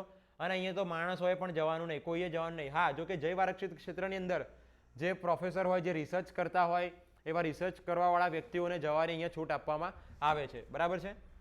અને અહીંયા એના કેટલાક ઉદાહરણો આપેલા છે. ચલો આગળ વધીશું. હવે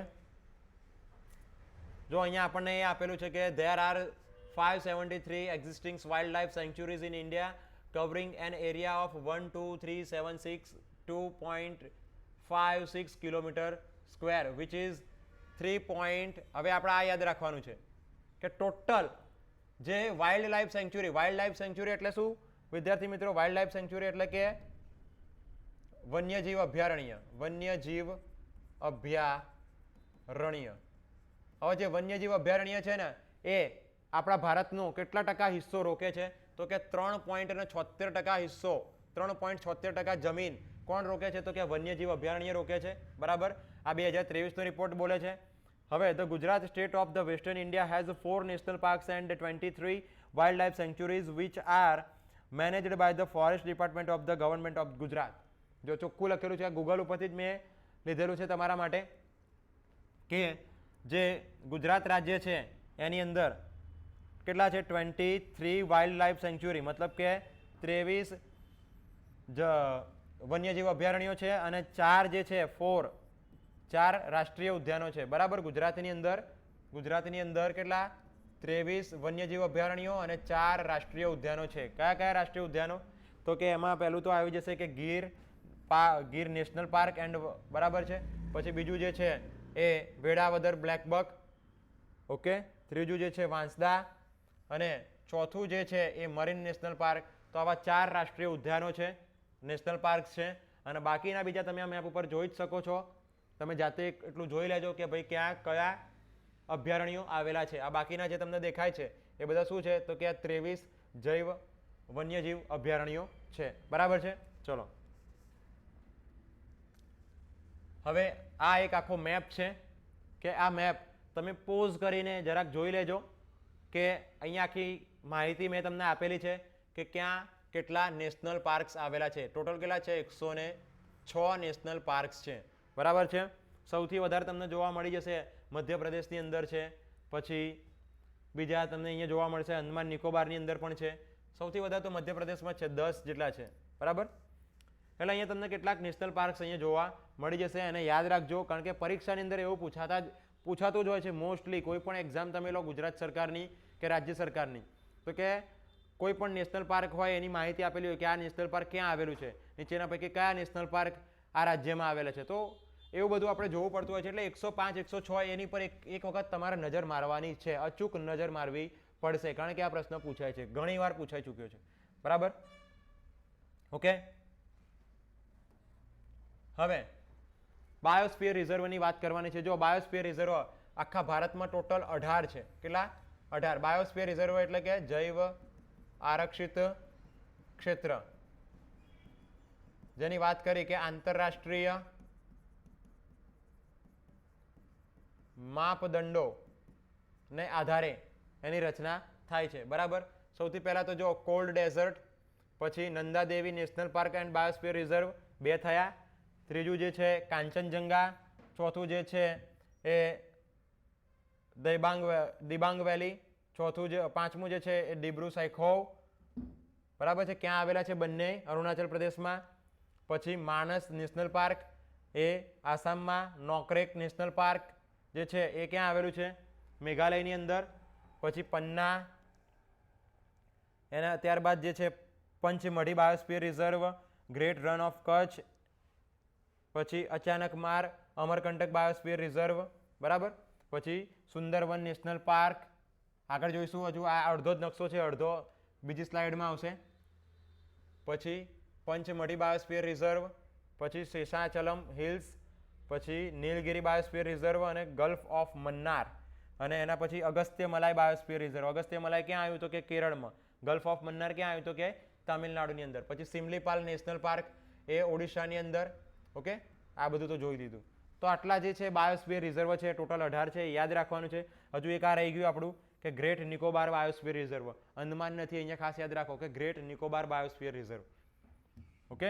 અને આ સાથે જ આપણો અહીંયા આ લેક્ચર સમાપ્ત થાય છે વિદ્યાર્થી મિત્રો. તો આ ચેપ્ટર આપણું ઘણું મોટું હતું. તમે કંટાળતા નહીં. જો કંટાળી ગયા તો પછી તમારામાં ઇન્ટરેસ્ટ છે જ નહીં. બરાબર. જો તમારે લડવું હશે, તમારે પાસ થવું જ છે, મહેનત કરવી જ છે, સરકારી નોકરી મેળવવી જ છે, તો પુષ્કળ મહેનત કરવી પડશે. સ્માર્ટ વર્કનો જમાનો તો છે જ વિદ્યાર્થી મિત્રો, પરંતુ હાર્ડવર્ક પણ કરવું જરૂરી છે, કારણ કે પરિશ્રમ વિના સિદ્ધિ આપણને મળવાની નથી. બરાબર ને? સિદ્ધિ જય વરે તેને જે પરસેવે નહાય. એ પંક્તિ તો તમને યાદ જ હશે. તો સતત ને સતત મહેનત કરતા રહો. અને જો તમારી કોઈ એવી સમસ્યા હોય, કોઈ ડાઉટ્સ હોય, તો તમે કોમેન્ટ્સ કરી શકો છો, તો આપણે એનું સમાધાન કરીશું. Thank you so much.